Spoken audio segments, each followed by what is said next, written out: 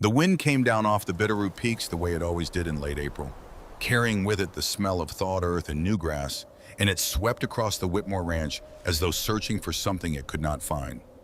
It rattled the shutters of the big timber house. Thank It you bent for the tall coming. grass along the fence line where the cattle grazed in loose, contented clusters, and it slipped thin as a whisper through the crack beneath the front door into a parlor where a piano stood untouched beneath a sheet of pale morning light. For nearly 2 years, that piano had not been played. For nearly 2 years in that same house, a little girl named Emily Whitmore had not spoken a single word. Not to her father, not to the ranch hands who tipped their hats to her each morning. Not even the housekeeper swore to God in her prayers, though she still folded her small hands together each night before bed and moved her lips in silence. It was not that Emily could not speak. The doctor from Bozeman had confirmed it more than once, pressing his cold instruments to her throat and declaring her voice box perfectly sound. It was that she would not. Something in her had closed like a fist on the night her mother died, and nothing, not coaxing, not medicine, not her father's quiet, desperate tears late at night when he thought no one could hear him, had managed to pry that fist back open. If you had asked anyone in the town of Copper Ridge what had happened to Sarah Whitmore, they would have told you the same sad story. A fine woman, a rancher's wife thrown from her horse on a moonless night, her neck broken in the fall, found at first light by a hand who'd gone looking for a missing heifer. A tragedy, the kind that happens on hard land to hard-working people more often than anyone would like. That was the story everyone believed. It was not the story Emily Whitmore had seen with her own eyes. Tessa Kingsley arrived at the Whitmore Ranch on a Tuesday, driving a borrowed buggy over frost-heaved road, her gloved hands steady on the reins despite the cold that had settled deep into her bones somewhere around the county line. She was 32 years old, a music teacher by trade, and some might have said by calling with brown hair pinned beneath a modest bonnet and eyes the color of creek water in autumn soft, but with a current underneath that few people ever noticed until they knew her well. She had buried a daughter 3 winters past, a fever that swept through Copper Ridge and took 4 children with it, her own sweet Clara among them, not yet 5 years old. Tessa did not speak of this often. She had learned in the years since to fold her grief the way she folded linen, carefully out of sight, in a drawer she did not open in front of company. But she had never stopped hearing Clara's laughter in certain songs. She had never stopped playing piano either, though for a long while she had wondered whether she ever would again. It was Reverend Abel Hastings who had recommended her for the position. The Whitmore girl needs someone patient. He'd told her, turning his hat in his hands the way men did when they were about to ask something difficult. Someone who understands what it is to carry sorrow and still show up each day with gentleness left in her heart. I thought of you, Tessa, before anyone else. She had said yes before she'd fully considered what it might cost her to sit beside a grieving child every week and be reminded again and again of her own. Reverend Hastings had known Tessa's family for the better part of a decade, having presided over her own wedding to a young rancher named Daniel Kingsley, who had himself passed from a fever some years before Clara ever came along, leaving Tessa a widow, well before she had ever expected to face such a trial. He had baptized Clara as an infant, had stood beside Tessa at the small, heartbreaking funeral 3 years later, and had watched with quiet pastoral concern as she rebuilt her life afterward, piece by careful piece, first through her small teaching position at the Copper Ridge Schoolhouse, and later through the private arrangement that would bring her at last to the Whitmore Ranch. I don't offer this position lightly, Tessa, he had told her when he first raised the possibility some weeks before her initial visit. I know full well what it might cost you sitting beside a child who's lost her mother, when your own loss remains so close to the surface still.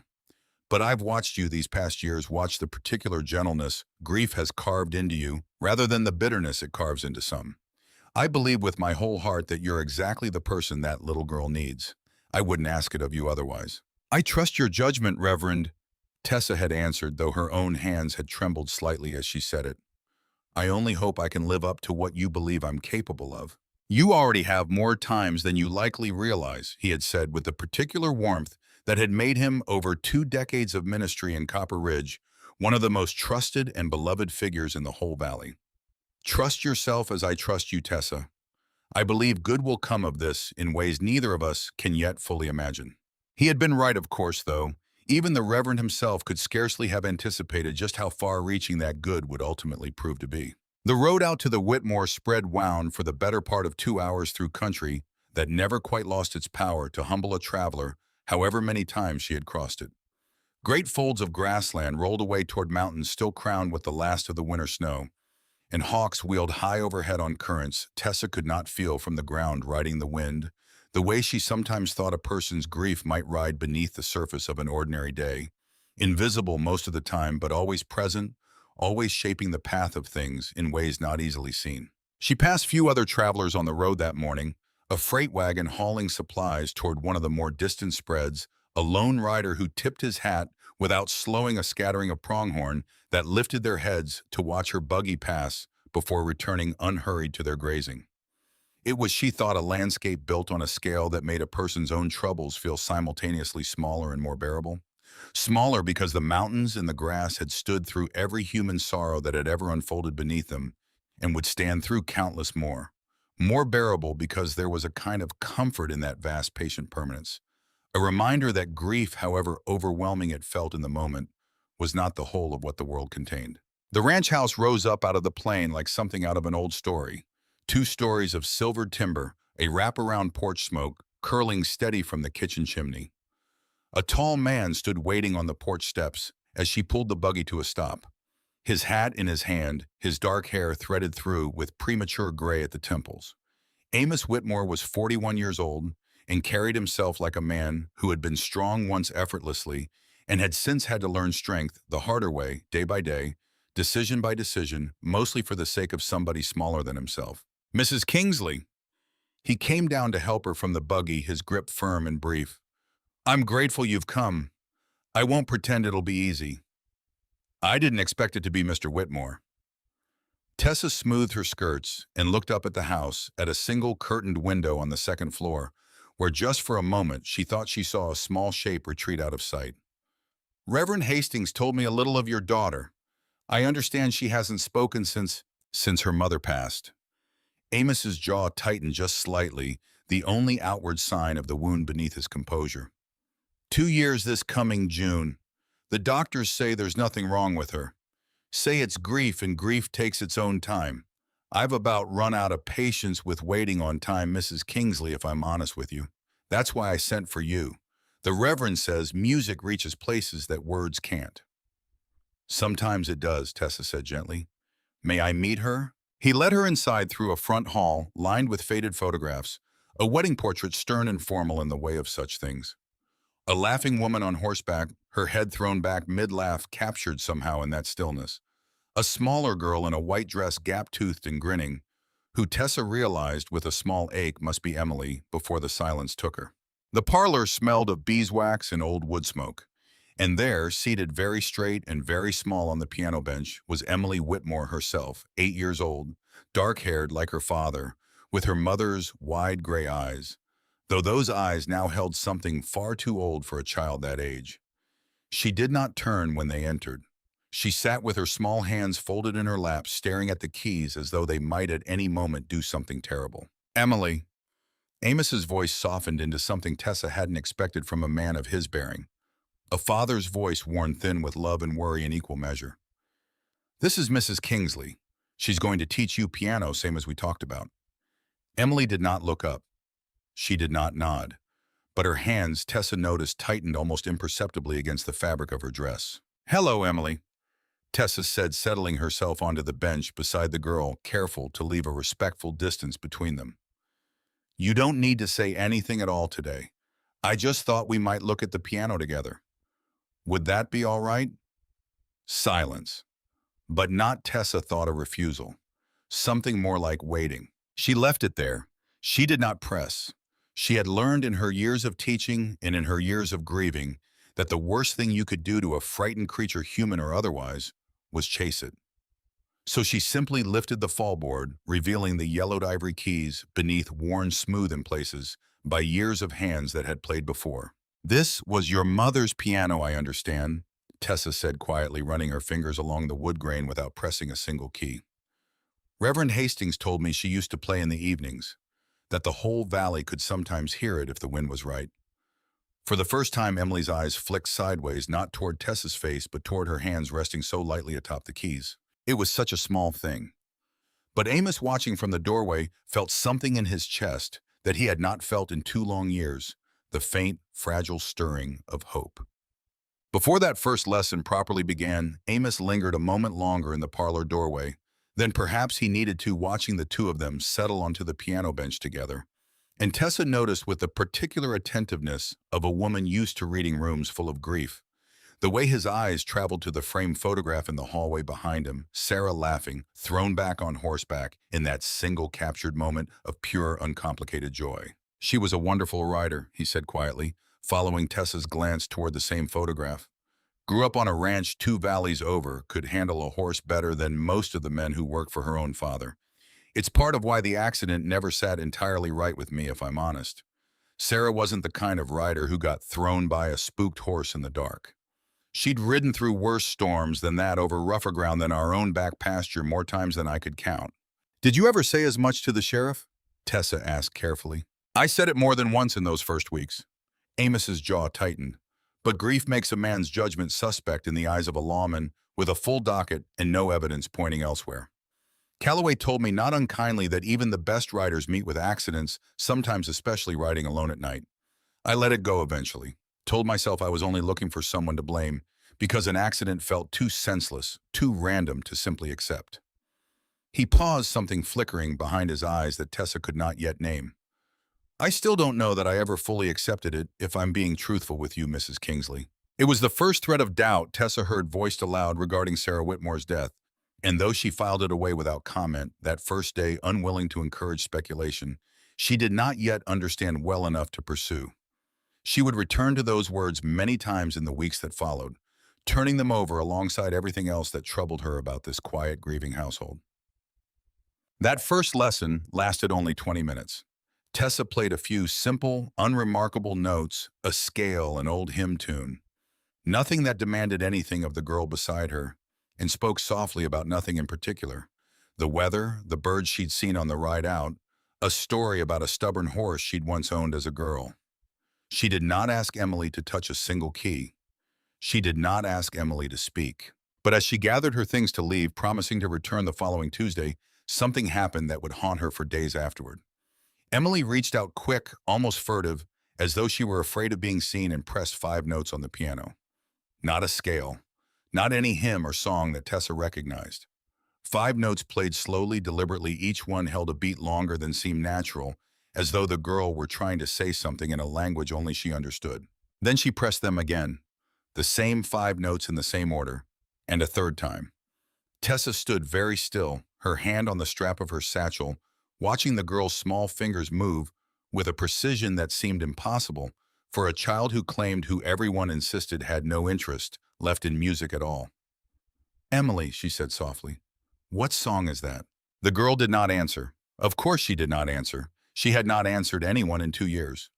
But she reached for a scrap of paper on the edge of the piano, sheet music paper blank on one side, and a stub of pencil that had been resting in the crevice of the bench, and she wrote 3 words in a careful, childish hand. She folded the paper once and pressed it into Tessa's palm before rising abruptly from the bench and hurrying from the room, her small shoes echoing on the wood floor, leaving Tessa alone with the folded note and the fading echo of 5 strange, insistent notes still hanging in the air. Tessa waited until she was back in her buggy well down the ranch road, with the house receding behind her, before she allowed herself to unfold the paper with trembling fingers. 3 words pressed hard enough into the paper that the pencil had nearly torn through it in places. I saw her. Now, before we go further into what that note might mean, and believe me, friends, it means a great deal more than anyone at the Whitmore Ranch could have guessed, I want to ask you something. If a child who had not spoken in 2 years suddenly placed a note like that into your hand, what would you do? Would you show her father right away? Would you wait and watch and try to understand more first? Tell me in the comments below where you're watching this story from tonight, and if you're settling in for a long evening of mystery, romance, and healing, go ahead and press that like button. Now it truly helps this channel keep bringing you stories like this one. Now back to Montana. Riding back toward town that first week, Tessa found her thoughts drifting unbidden toward Clara, toward the particular way her daughter's small hands had once reached for the keys of the old piano in their own modest parlor back, before the fever took her back, before grief had reshaped the whole architecture of Tessa's days. She remembered Clara's delighted laughter at her own clumsy early attempts at scales, the way she had insisted on playing the same simple tune over and over until she'd mastered it, refusing help determined entirely on her own small terms. There was something in watching Emily's careful, guarded hands upon the keys that summoned Clara's memory with a vividness Tessa had not expected and had not entirely prepared herself for. She had told herself accepting this position that her own grief made her uniquely suited to help a grieving child, and she still believed that to be true. But she had not fully anticipated how frequently the resemblance in age and gesture, in the particular quality of light falling across small, determined hands on ivory keys, would summon her daughter's memory so sharply back to the surface of her days. She did not resent it. If anything, she found a strange and unexpected comfort in it, as though in helping Emily find her way back toward music and speech, she were somehow also tending the memory of her own lost daughter, keeping something of Clara's spirit alive in the careful, patient work of teaching. It was not the same as having Clara back. Nothing could ever be that. But it was, she thought, watching the ranch house recede behind her in the gathering dusk, a kind of grace she had not expected to find in a position she had nearly declined out of fear of exactly this pain. Tessa did not sleep well that night. She sat by her window in the small rented room above the Copper Ridge Mercantile, the note spread flat on the table before her, and she read those three words again and again until the candle burned low and her eyes ached with tiredness. I saw her. Saw whom? Her mother in a dream and a memory that haunted her still. Or something else, something that a frightened 8-year-old girl might not have the words or the courage to explain any more plainly. She thought of showing the note to Amos immediately, but something held her back, some instinct honed perhaps by her own years of grief that told her Emily had not written those words carelessly and had not handed them to a stranger without reason. If Emily had wanted her father to see them, surely she would have written the note for him. She trusted me with this, Tessa thought, folding the paper carefully back along its original creases. I won't betray that trust until I understand what it means. She returned to the ranch the following Tuesday, and the Tuesday after that, and slowly, so slowly it might have gone unnoticed by anyone less patient, a kind of rhythm began to establish itself between teacher and student. Tessa never mentioned the note. She never asked about the 5 strange notes Emily had played that first day. She simply showed up week after week and made the piano bench a place of safety rather than interrogation. It was during the 3rd lesson that she noticed something that made the hair rise along her arms. Jed Larkin, the ranch foreman, had come into the house to speak with Amos about a fence line that needed mending along the north pasture. He was a broad-shouldered man with a weathered face and a voice that carried easily across open country, and he paused in the parlor doorway on his way through, tipping his hat toward Tessa with a courteous, "Afternoon, ma'am," before continuing on his way. Emily had gone rigid on the bench. Not merely still rigid, her small body locked tight as a fence wire pulled taut, her breath coming shallow and fast, her eyes fixed on the middle distance in a way that reminded Tessa uncomfortably of a rabbit that had scented a hawk overhead. It passed within moments. Jed Larkin continued on into the kitchen to find Amos and Emily's shoulders slowly loosened. Her breathing evened, and by the time Tessa gently resumed the lesson, the girl gave no outward sign that anything unusual had occurred at all. But Tessa had seen it, and Tessa did not forget. She found herself thinking of little else on the ride home that evening. The note the foreman, the strange 5 notes Emily continued to play at the end of every lesson, as though testing whether Tessa would finally understand their meaning.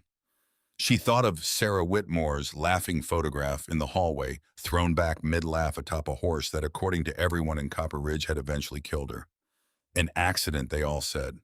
A tragic, ordinary accident. Tessa was no longer certain she believed them. It was on her 4th visit to the ranch, a gray, drizzling afternoon in early May, with mud sucking at the wheels of her buggy the entire way out, that she made the discovery that would change everything. Emily had run from the room in tears partway through the lesson, overwhelmed by some private storm that Tessa could not follow her into, and Amos had gone after her, leaving Tessa alone in the parlor for the better part of 10 minutes. She used the time at first simply to wait, glancing idly around the room she had come to know so well, the faded wallpaper, the family portraits, the piano itself with its yellowed keys and scarred wooden case. But her eye caught on something odd, a section of the piano's underside skirting just below the bench that seemed to sit slightly askew from the rest, as though it had been pried loose and replaced without quite matching the original fit. She knew she should not look. She knew even as her fingers found the loose edge and pulled gently that whatever she found there was not hers to find. But she pulled anyway. Tucked into a small hollow beneath the piano's base, wrapped in a scrap of faded blue ribbon, lay a locket silver tarnished with age and neglect, its clasp bent as though it had been torn free rather than unclasped. Tessa's hands trembled as she opened it. Inside was a small portrait, faded but unmistakable. Sarah Whitmore, younger, smiling with a baby that must have been Emily, cradled in her arms. It was, Tessa realized with a chill, that had nothing to do with the cold spring rain outside the very locket Sarah Whitmore had been buried without. She remembered now Reverend Hastings had mentioned it once in passing. A small, sad detail from the funeral, how Sarah had always worn that locket. How strange it had seemed that she wasn't wearing it the night she died, how the family had searched and never found it among her things. And here it was, hidden beneath the piano where her daughter sat in silence week after week staring at the keys as though they held a secret too terrible to speak aloud. Tessa closed the locket with trembling fingers and pressed it back into its hiding place, exactly as she had found it, her heart hammering hard enough that she feared Amos might hear it when he returned. She said nothing of her discovery that evening. She said nothing in the following week either, though she found herself watching Emily now, with new and urgent eyes, watching the girl's careful, deliberate fingers on the keys, watching the way she flinched at footsteps in the hall, watching the way she never not once looked directly at Jed Larkin when he passed through the room. Something had happened on the night Sarah Whitmore died. Something far more complicated and far more dangerous than a horse spooked in the darkness. And somewhere inside her locked and silent heart, 8-year-old Emily Whitmore knew exactly what it was. Amos, for his part, found himself watching Tessa Kingsley with an attention he had not permitted himself in 2 long years. It was not merely gratitude, though gratitude was certainly part of it. Gratitude for her patience, for the gentle way she drew his daughter back towards something like presence, even if actual words remained beyond reach. It was something warmer than gratitude, something he was almost ashamed to name even in the privacy of his own thoughts. He had loved his wife. He wanted that understood, wanted it understood by anyone who might one day judge him for what grew slowly and against his will in the months that followed. He had loved Sarah with his whole young heart, and her death had hollowed him out in ways he suspected he would spend the rest of his life quietly repairing. But grief, he was beginning to understand, was not a wall that sealed a man off from all future feeling. It was perhaps more like a field left fallow after a hard winter, capable in time of bearing something new provided someone had the patience to tend it. Tessa Kingsley had patience. He had never seen so much patience in one person. "She hummed today," he told her one evening in late May, catching her at her buggy before she could depart. The setting sun threw long gold light across the yard, softening the hard planes of his face into something almost boyish with hope. Just for a moment, during the lesson, I heard it from the hall. Tessa's own face lit with a joy that surprised her with its intensity. She did. Just a few notes. I didn't want to make too much of it in front of her, didn't want her to feel watched. But yes, Mr. Whitmore, she hummed. "Amos," he said. "Please, I think we're well past Mr. Whitmore, given how much of my daughter's healing rests in your hands. Amos, then." She smiled, and something passed between them in that gold evening light. Something unspoken, something neither of them was yet prepared to name, but something real all the same. It was that same week that the trouble began in earnest. A dozen head of cattle went missing from the North Range, vanished without a trace overnight, despite fences that showed no sign of being cut. Jed Larkin blamed wolves, though the ranch hands muttered among themselves that wolves didn't generally trouble themselves to leave fence posts standing undisturbed. Amos rode out himself to inspect the missing cattle's last known grazing ground, taking 2 of his most trusted hands along, and what he found troubled him more than he initially let on to anyone but Tessa. The fence line showed no sign of having been cut or broken through, which meant, as one of the older hands observed grimly, that whoever had moved a dozen head of cattle off Whitmore land had done so with a gate key or with help from someone who already had legitimate reason to be riding that stretch of range after dark. Rustlers don't usually bother closing gates behind themselves. The hand a weathered man named Silas Cobb, who had worked the ranch since before Emily was born, told Amos as they surveyed the empty pasture. "Not when they're in a hurry moving stolen stock across county lines before first light. This was done careful, Mr. Whitmore. done by somebody who didn't want it looking like anything more than cattle wandering off on their own account. You think it's someone on this ranch? Amos said, though it was less a question than a grim acknowledgement of a suspicion he had already begun to harbor himself. I think it's worth considering is all I'm saying, Cobb replied carefully, unwilling to accuse anyone outright without more solid ground to stand on. Jed's been foreman here 3 years now, and there's some talk among the hands that he's grown a mite too comfortable handling ranch business without much oversight from you directly given how much you've had on your mind these past 2 years. I'm not saying he's behind it, I'm only saying it's worth a closer look. Amos said nothing further on the ride back to the house, but Tessa noticed that evening a new watchfulness in the way he observed his foreman across the supper table.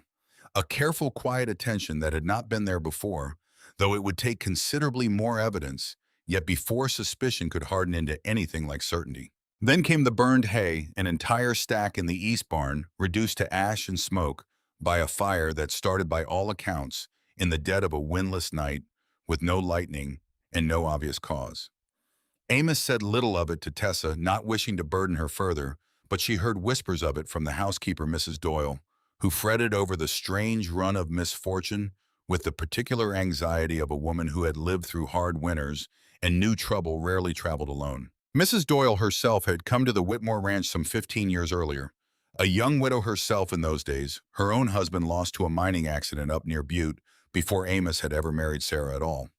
She had raised Amos's younger siblings alongside her own modest wages, stayed on through his parents' passing, and had come over the long years to think of the ranch and its family as entirely her own in every way that mattered beyond blood. I held that baby the very hour she was born, Mrs. Doyle told Tessa once, nodding toward the parlor where Emily practiced alone, her voice thick with an affection 2 decades deep. Held her mother, too, through more hard winters and harder joys than I could easily count. This family's mine, Mrs. Kingsley, every bit as much as if I'd borne them myself. I'll not pretend I haven't watched you these past weeks with a careful eye, wondering whether you meant to help this house or merely pass through it. But I'll say this plainly, I like what I see. Emily trusts you. That's not something she gives easily these days to anyone at all. I'm grateful for your trust, Tessa said, touched by the older woman's candor. I know how much you love this family. It shows in every corner of this house, Mrs. Doyle, the meals, the mending, the way Emily runs to you first thing each morning. She's fortunate to have you. Ever since the missus passed, Mrs. Doyle confided one afternoon, pressing a cup of tea into Tessa's hands while Emily practiced her scales alone in the next room.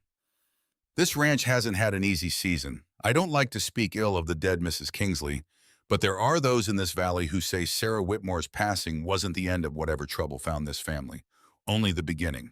Tessa thought of the locket hidden beneath the piano. She thought of the 5 strange notes played over and over by a child too frightened to speak. She thought of Jed Larkin's broad shoulders filling the parlor doorway, and the way Emily's whole small body had gone rigid at the mere sound of his boots on the floorboards. I saw her, the note had said. Tessa did not yet know who her referred to or what exactly Emily had seen on the night her mother died. But she was beginning to understand with a certainty that settled cold and heavy in her chest that the truth, whatever it was, remained very much alive on the Whitmore Ranch, hidden just beneath the surface of ordinary life, waiting for someone brave enough or patient enough to finally bring it into the light. She looked toward the parlor where 5 notes drifted faintly through the doorway. The same 5 notes played again, slower this time, almost mournfully. Whatever Emily Whitmore had witnessed on that terrible night 2 years ago, Tessa intended to help her find the courage to finally say it aloud, even if the truth broke this family apart before it could ever be healed.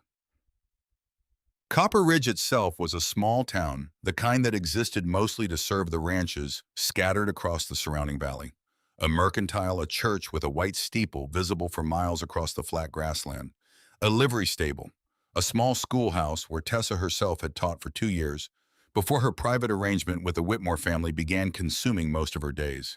It was the sort of place where everyone knew everyone else's business, or believed they did, and where a stranger's arrival, even one as unassuming as a widowed music teacher, did not go unremarked for long. "You're the one teaching the Whitmore girl," said Hannah Pruitt, who ran the mercantile counter with her husband and had a reputation well earned for knowing every scrap of news that passed through the valley before it reached anyone else. "Poor little thing.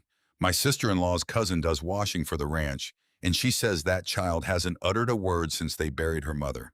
2 years now, if you can believe such a thing." She's a sweet girl, Tessa said carefully, unwilling to discuss Emily's condition with a woman she barely knew, however well-intentioned the curiosity. I'm hopeful we'll see progress in time. Well, you're a braver woman than most taking on such a task, and so soon after your own loss, if you don't mind my saying so. Hannah's expression softened unexpectedly, the gossip in her giving way for a moment to genuine sympathy. I remember your Clara, Mrs. Kingsley, sweet as they come. I'm sorry I never said so before now. Tessa managed a small, grateful smile, though the mention of her daughter's name spoken so plainly in the ordinary bustle of the mercantile sent a familiar ache twisting through her chest.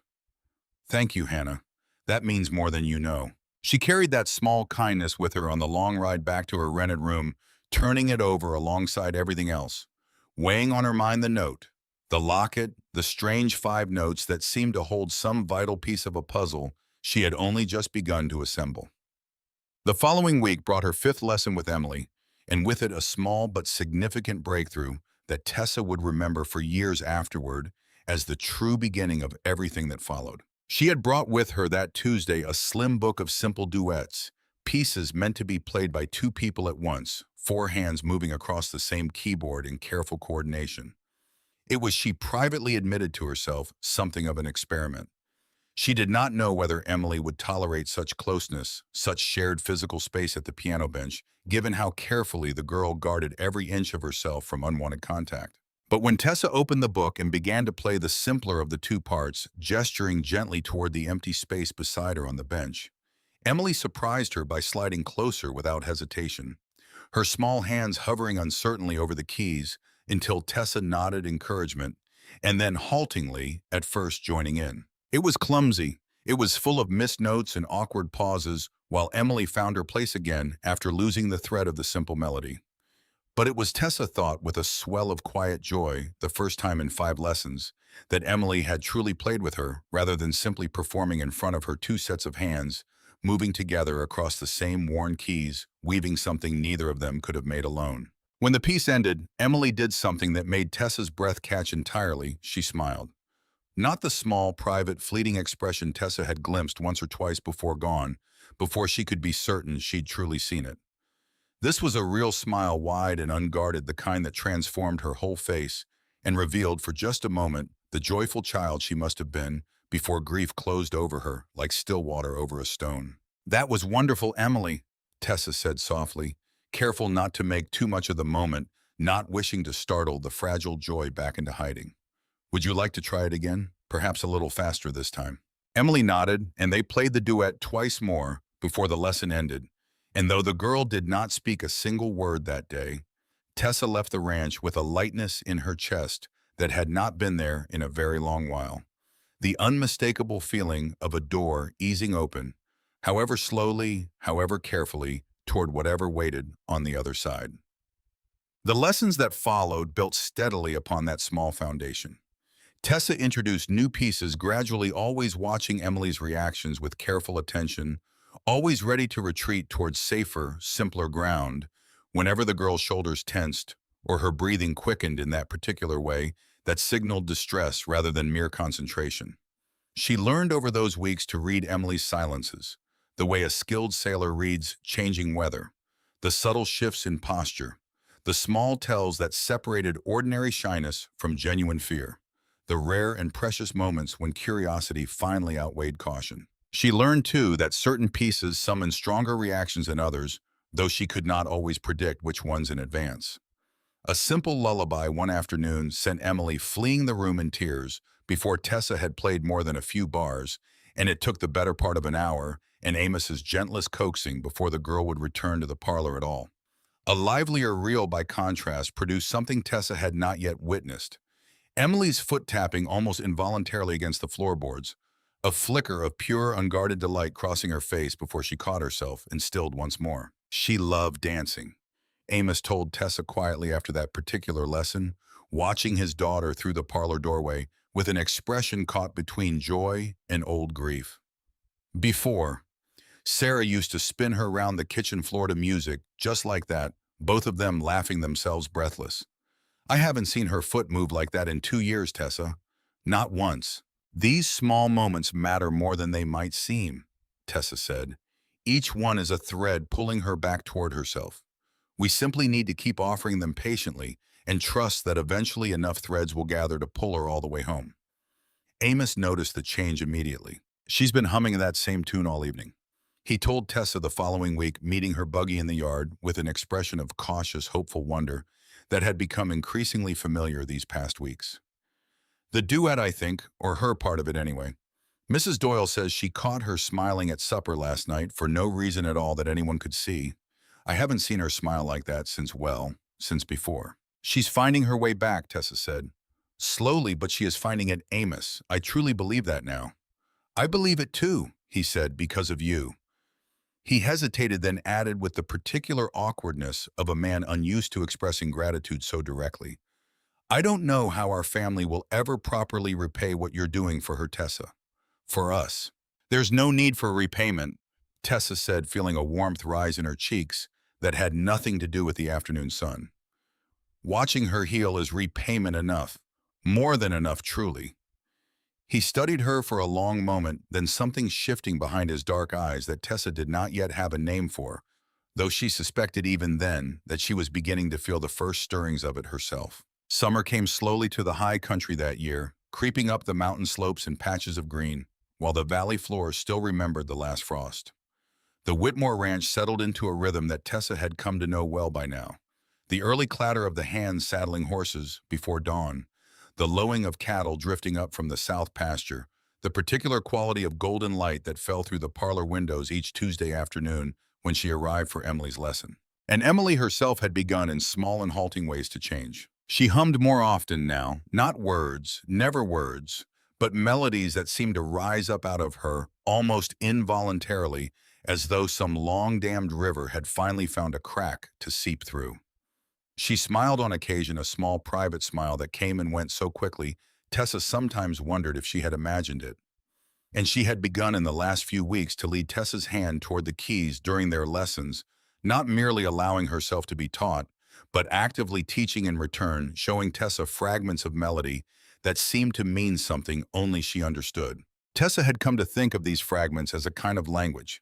Each lesson Emily offered a new piece of it. 3 notes here, a rising phrase there, always circling back eventually to those same 5 notes. From that very first day, the ones that had accompanied the note pressed so urgently into Tessa's palm. I saw her. Tell me about this one, Tessa said one warm June afternoon after Emily had played the 5 notes yet again more insistently than before. She kept her voice light, unhurried, the way she always did when approaching the subject that mattered most. Is it a song your mother used to play? Emily's hands went still on the keys. She did not look at Tessa, but after a long moment, she nodded, the smallest possible nod, barely a dip of her chin, but a nod all the same. It was the first direct answer Tessa had ever gotten to a direct question, and she felt her heart lift with a hope so sudden and sharp it nearly stole her breath. Did your mother teach you this song? Another nod, smaller still. Was it the last song she ever taught you? This time Emily did not nod. She went rigid instead, the same rigid stillness Tessa had seen the day Jed Larkin passed through the room, and her small hands curled into fists in her lap. Tessa immediately softened her approach, laying a gentle hand near, not on the girl's shoulder. You don't have to answer that one, sweetheart. We can talk about something else. Would you like to play the song about the meadowlark instead? The one you liked so much last week. Slowly the tension eased from Emily's shoulders. She nodded again, more readily this time, and the lesson continued as though nothing at all had happened. But Tessa knew better now. She was beginning to understand that the 5 notes were not merely a song. They were a memory, perhaps the memory, the one Emily had witnessed and buried so deep that only music could coax it back toward the surface. The Copper Ridge Summer Social, held each year in the loft of the Pruitt's largest barn, drew nearly every family from the surrounding valley, and Amos surprised Tessa in early June by asking with evident nervousness whether she might consider attending alongside himself and Emily. It's the first year since Sarah passed that Emily's shown any interest in going, he explained, turning his hat over in his hands the way he so often did when broaching a delicate subject. I confess I'd feel easier with you there, Tessa, both for Emily's sake and, well, if I'm honest, for my own sake as well.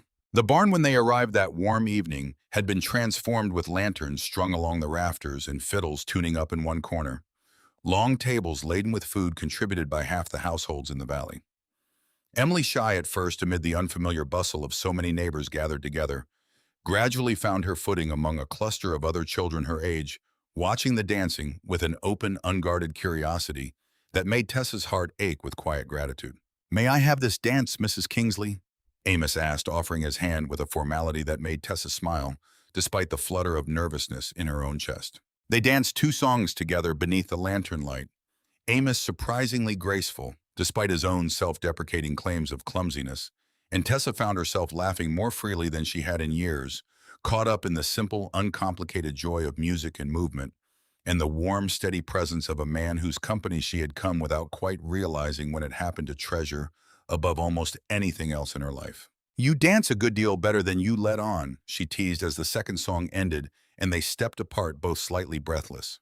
"I had a fine teacher once," he said, and something in the way he said it, gentle without sorrow, in honoring rather than a mourning, told Tessa he meant Sarah, and that he could speak of her now in Tessa's presence, without the old guardedness that had once colored every mention of his first wife. "I think she'd be glad to see this barn full of laughter again. She always loved a good dance." "I think so too," Tessa said softly, and meant it entirely. Emily, watching from across the barn with a group of other children, caught her father's eye and grinned a wide, unrestrained grin that held nothing of the careful watchfulness that had once defined nearly every expression she offered the world.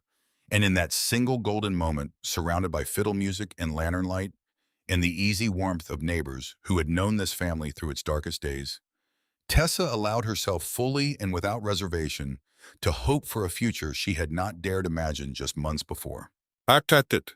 Her relationship with Amos deepened alongside her relationship with his daughter in ways that surprised them both with their gentleness. There was no dramatic declaration between them, nothing so bold as either of them might have expected in younger and more foolish years love to announce itself. Instead, there were quiet suppers on the porch after lessons ended, when Amos would ask her to stay and share a plate of Mrs. Doyle's stew before the long ride back to town.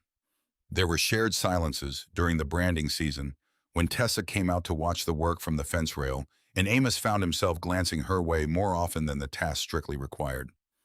There was one warm evening, a moment when their hands brushed, reaching for the same lantern, and neither of them pulled away quite as quickly as propriety might have demanded. "You've given her something back," Amos told her one evening, the two of them standing at the porch rail while Emily slept upstairs and the last light drained slow and purple from the western sky. "I don't know how to properly thank you for that, Tessa." I'd nearly given up hope that anything could reach her. "She's the one doing the work," Tessa said. "I've only given her a place to do it. There's a difference and it matters. She needs to know that whatever healing happens here, it's hers. Not something done to her, but something she's choosing piece by piece in her own time."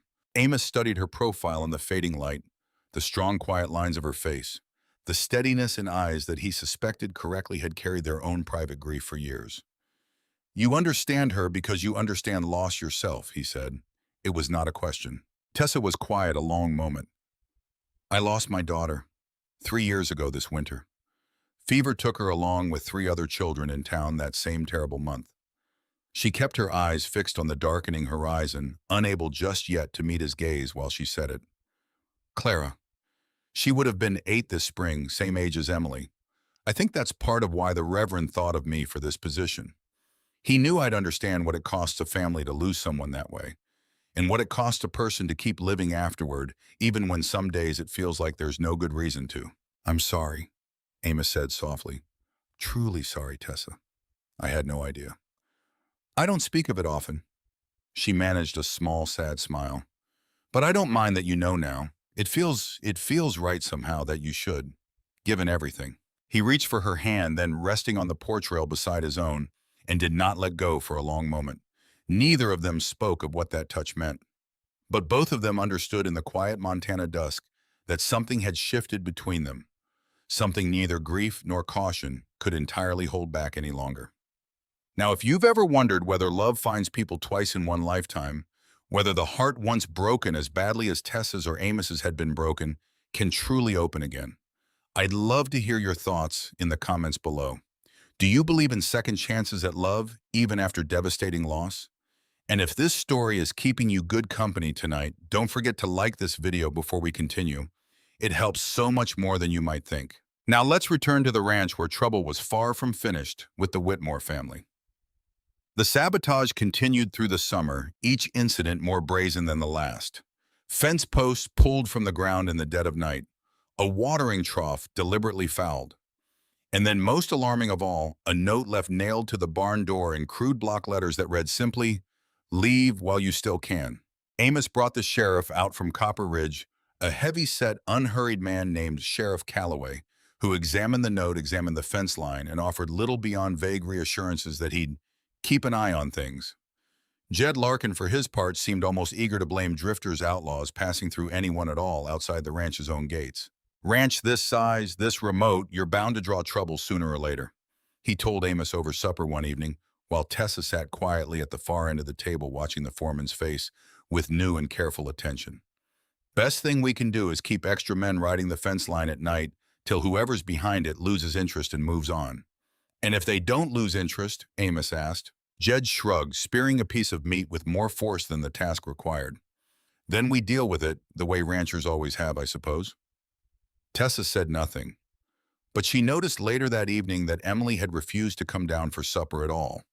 That night, the first time in weeks, she had declined a meal in the main house, choosing instead to remain upstairs with Mrs. Doyle, her door shut tight against the sound of Jed Larkin's voice carrying up through the floorboards.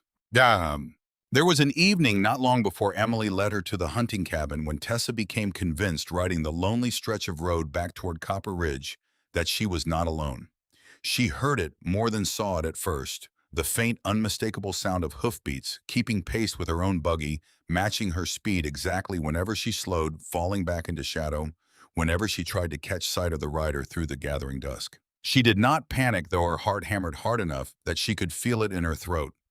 She simply urged her horse into a brisker trot, watching the tree line with careful sidelong glances until the sound of following hoofbeats finally faded, and she reached the outskirts of town without further incident. She told herself afterward that it had likely been nothing more than a rancher riding the same road on his own ordinary business, and she nearly convinced herself of it entirely until the following week Mrs. Doyle mentioned in passing that a stranger had been seen twice near the ranch's northern boundary, watching the house through field glasses before riding off whenever anyone approached to investigate. Probably nothing, the housekeeper had said, with the particular briskness of a woman determined not to borrow trouble unnecessarily. Could be anyone, a land surveyor maybe, or someone scouting new range for a neighboring outfit. But Tessa found she could not shake the unease the incident left behind, and she found herself in the days that followed watching the road more carefully, on her rides to and from the ranch, keeping a wary eye on the tree line.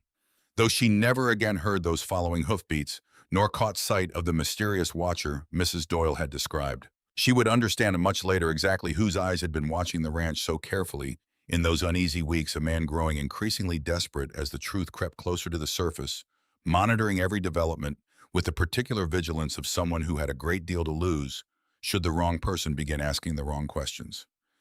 It was in the second week of July that Emily led Tessa to the hunting cabin. They had finished an ordinary lesson, unremarkable in every way, and Tessa was gathering her things to depart when Emily did something she had never done before. She took hold of Tessa's sleeve, tugging gently, urgently toward the back door of the house. "Emily, what is it, sweetheart?" The girl did not answer, of course, but her grip did not loosen and her wide gray eyes, so like her mother's, Tessa thought, once again held an urgency that made Tessa's pulse quicken with something between hope and dread. She followed. Emily led her out across the back pasture, past the barn, past the old smokehouse, along a narrow deer trail that wound up through a stand of lodgepole pine toward the ridge above the ranch. It was nearly a mile of walking uphill the whole way, and Tessa's skirts caught more than once on brambles along the path, but Emily never slowed, never looked back to check whether Tessa followed, moving with the sure, quiet confidence of a child who had walked this trail many times before, alone in secret. At the top of the ridge stood an old hunting cabin, long abandoned by the look of it, its timber walls silvered with age, its single window shuttered against the weather. Emily approached it without hesitation and pushed open the door, which swung inward on hinges that had clearly been oiled recently and repeatedly by small and careful hands. Inside, the cabin was mostly bare, a rough table, a cold hearth, a single narrow cot along one wall. but Emily went directly to a corner of the floor where the board sat slightly uneven, and she knelt and she pried up a loose plank with the ease of long practice, revealing a hollow space beneath. From it, she drew a small leather-bound book, its cover worn soft with handling, and held it out to Tessa with both hands the way a person might offer up something too heavy, too dangerous to carry alone any longer. Tessa's hands trembled as she accepted it. She did not need to ask what it was. The initials pressed into the leather cover told her plainly enough, S.W. Sarah Whitmore's diary. Before she opened this diary itself, Tessa had spent several days quietly turning over suspicions of her own, uncertain whether Jed Larkin's obvious eagerness to blame outside drifters for the ranch's troubles marked him as guilty of something worse than mere theft, or simply as a foreman anxious to protect his own position from scrutiny.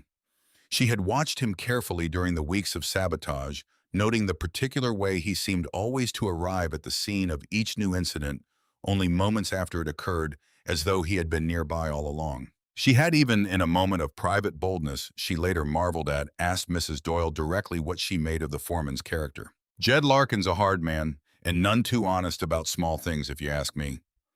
Mrs. Doyle had said, kneading bread dough with more force than the task strictly required. "I've caught him more than once helping himself to supplies from the pantry that weren't rightly his to take, and there's talk among the hands that he plays favorites, something fierce when it comes to wages and chores. But murder Mrs. Kingsley, I confess I can't picture it.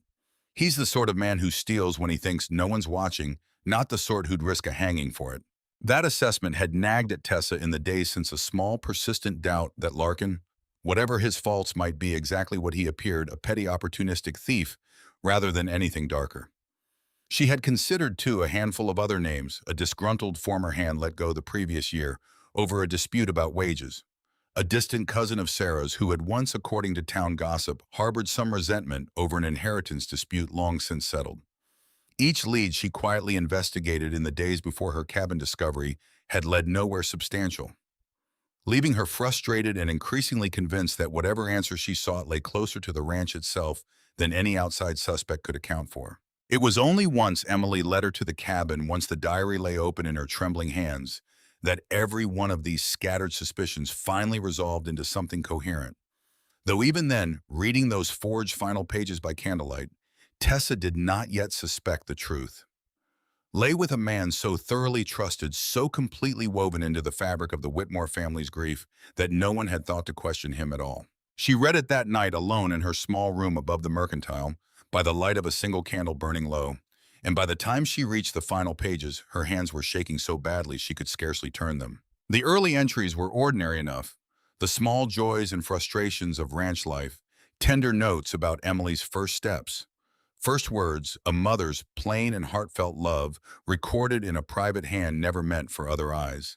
Tessa felt almost like an intruder reading them, and yet she could not stop, could not look away from the growing unease that crept into the entries as the diary progressed. "Amos has changed toward me these past months," Sarah had written in an entry dated some 6 weeks before her death. "Or perhaps I have changed toward him. I cannot say which came first any longer. There is a distance between us I do not know how to close, and some nights I lie awake wondering whether I have made a terrible mistake staying in a marriage that has grown so cold." Tessa's stomach dropped. She read on faster now, her heart hammering. "I have found comfort where I should not have looked for it. I know this makes me weak, perhaps even wicked, but I cannot pretend any longer that my heart belongs entirely to this house, to this life I chose so young and so foolishly. I have decided. I will leave. I will take Emily and I will start again somewhere. Amos will never think to look, and God forgive me for the pain this will cause, but I cannot continue living a lie for the sake of appearances." Tessa flipped backward through several earlier pages, searching for whatever context might explain such a sudden and startling shift in Sarah's voice, and found an entry dated some 3 weeks before that gave her particular pause. "I have begun keeping careful notes of my own," Sarah had written there in handwriting that matched perfectly the warm, hurried slant of every genuine entry before it matching brand numbers against the county registry Amos keeps in his study. "Though I have told him nothing of my suspicions yet, wanting to be certain before I bring such an accusation to him. There are discrepancies I cannot easily explain, cattle sold under our brand that never pass through our own gates, payments that appear nowhere in our ledgers, though the numbers plainly originated from our herd. I do not yet know who is responsible, though I have my suspicions, and I confess they trouble me more than I know how to say, given how close to home they point. That entry, genuine and unmistakably Sarah's own, sat only a handful of pages before the sudden jarring confession of an affair and an intended departure.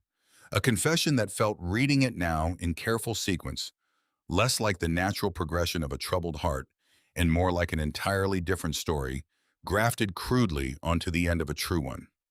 The final entry, dated just 3 days before Sarah's death, was shorter still and colder in its phrasing than anything that had come before. Tomorrow night, everything is arranged.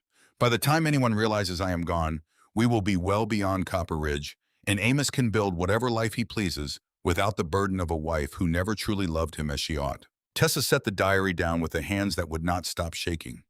She thought of Amos's grief, 2 long years of it, the careful way he still spoke his dead wife's name as though it were something sacred.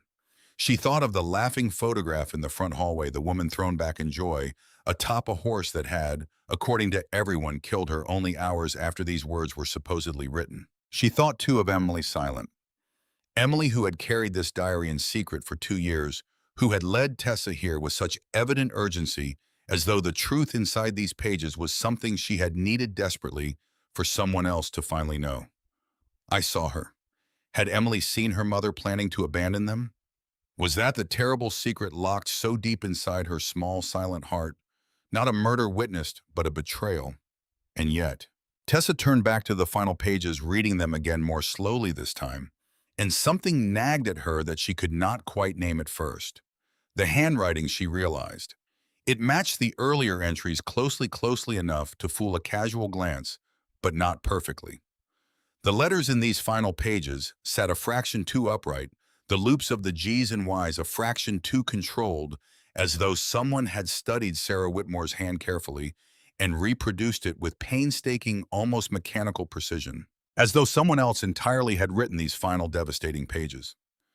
Tessa sat very still in the candlelight, the diary open before her, and felt the shape of a much darker truth beginning to stir beneath the surface of everything she thought she had understood.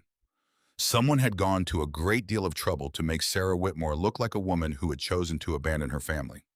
Someone had wanted that lie believed. And whoever that someone was, Tessa now understood with cold and certain dread they were very likely still walking free somewhere on the Whitmore ranch, perhaps even sitting at this very moment at Amos Whitmore's own supper table.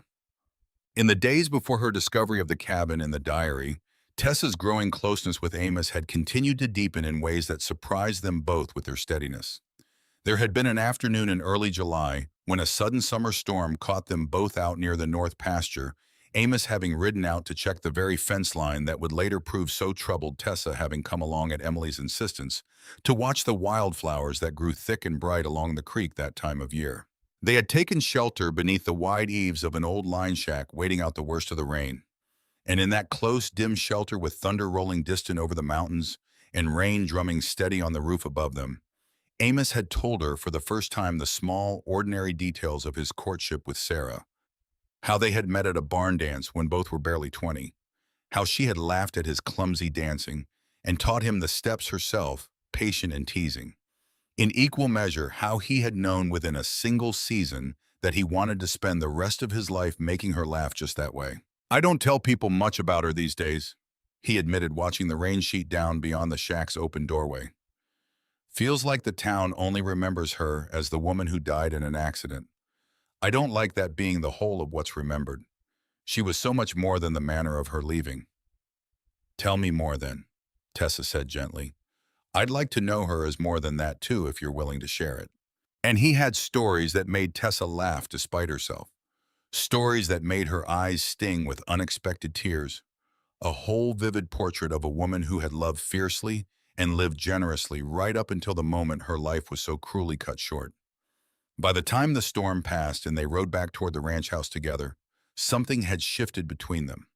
Not a betrayal of Sarah's memory, Tessa understood instinctively, but rather an honoring of it, a way of keeping her alive in the ordinary conversation of the people who had loved her. "Thank you," Amos said quietly as they reached the yard and dismounted.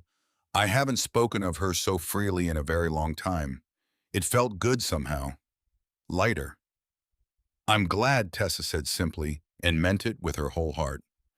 It was only a week after that storm-bound afternoon that the sabotage escalated in earnest, and Tessa found herself drawn, almost against her own better judgment, into the investigation alongside Amos, rather than remaining safely apart from it. "I don't like you involving yourself in this," Amos told her one evening, finding her examining the scorched remains of the burned hay barn with a thoughtfulness that clearly unsettled him. "Whoever's doing this has shown they're willing to threaten at the very least. I'd not forgive myself if harm came to you on account of my troubles." "Your troubles are Emily's troubles," Tessa said firmly, "and Emily's troubles have become mine, whether either of us intended it or not. I won't stand aside and pretend otherwise, Amos. Not when I've already seen enough to suspect this trouble runs deeper than missing cattle." She had not yet told him of the note or the locket or the strange 5 mysterious notes Emily continued to play. She still felt powerfully that these were confidences Emily had entrusted to her, specifically not yet ready to be shared, even with a father who loved his daughter so completely. But she found herself in these quiet moments with Amos walking a careful line between honesty and discretion, torn between her instinct to protect Emily's fragile trust and her growing conviction that Amos deserved to know the truth of what was happening on his own ranch. "There's something troubling you," Amos said, studying her face in the fading light.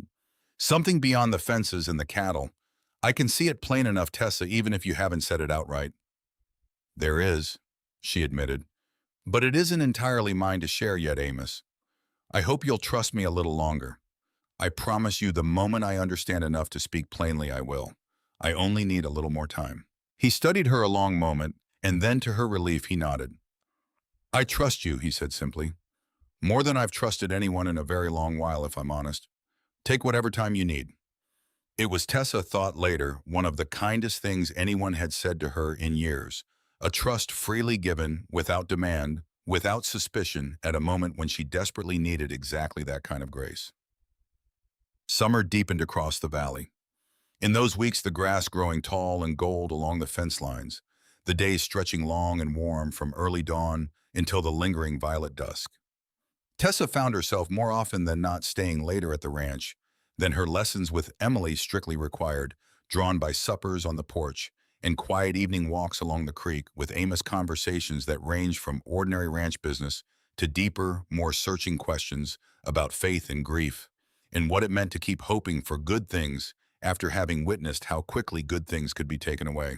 "I used to believe," Amos confessed one such evening, the two of them walking slowly along the creek bank while fireflies began to flicker among the cottonwoods, "that God's plans were something a person could trace plainly if they only looked hard enough, that there was always a clear reason behind every hardship, if a man had faith enough to find it.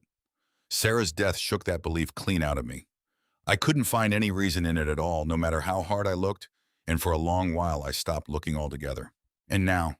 Tessa asked gently. "Now I think perhaps I was searching for the wrong kind of reason," he said slowly, working the thought out as he spoke it. "Not a tidy explanation for why bad things happen. I don't believe such explanations exist, not for tragedies like this one, but a reason to keep walking forward anyway, day after day, even without understanding. And I think watching you with Emily these past months, I've found that reason again.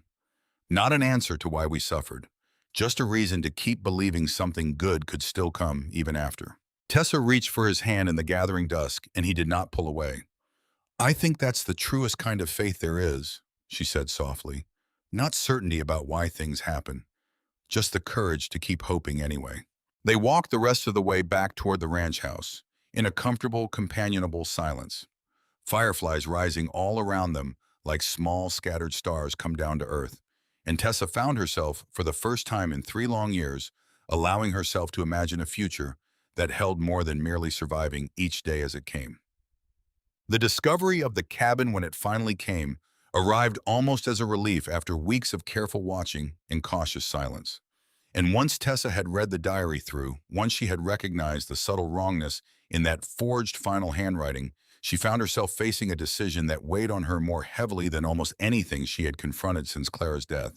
How much to tell Amos, and when, and how to do it in a way that would not shatter what remained of his fragile peace, before she could offer him something more solid to hold on to in its place. She spent 2 sleepless nights turning the question over before she finally decided, watching dawn break gray and cold outside her window on the second morning, that half-truths had already cost this family 2 years of unnecessary suffering.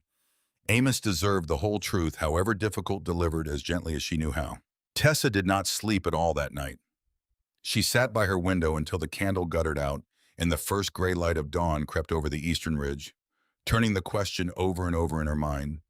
If Sarah Whitmore had not written those final pages herself, then who had, and why? She thought of confiding in Amos immediately, but caution held her back once more. If she was wrong, if grief and suspicion had led her somewhere the evidence didn't truly support, she risked reopening a wound in him that had only just begun, however tentatively, to close.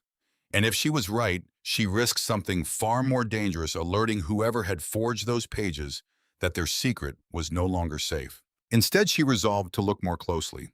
She spent the better part of the following week comparing the diary's early handwriting against anything else of Sarah's. She could find letters tucked into a family Bible, a recipe card in the kitchen, a note pinned long ago to the pantry door, reminding the household of a delivery date. Each comparison confirmed what she had suspected.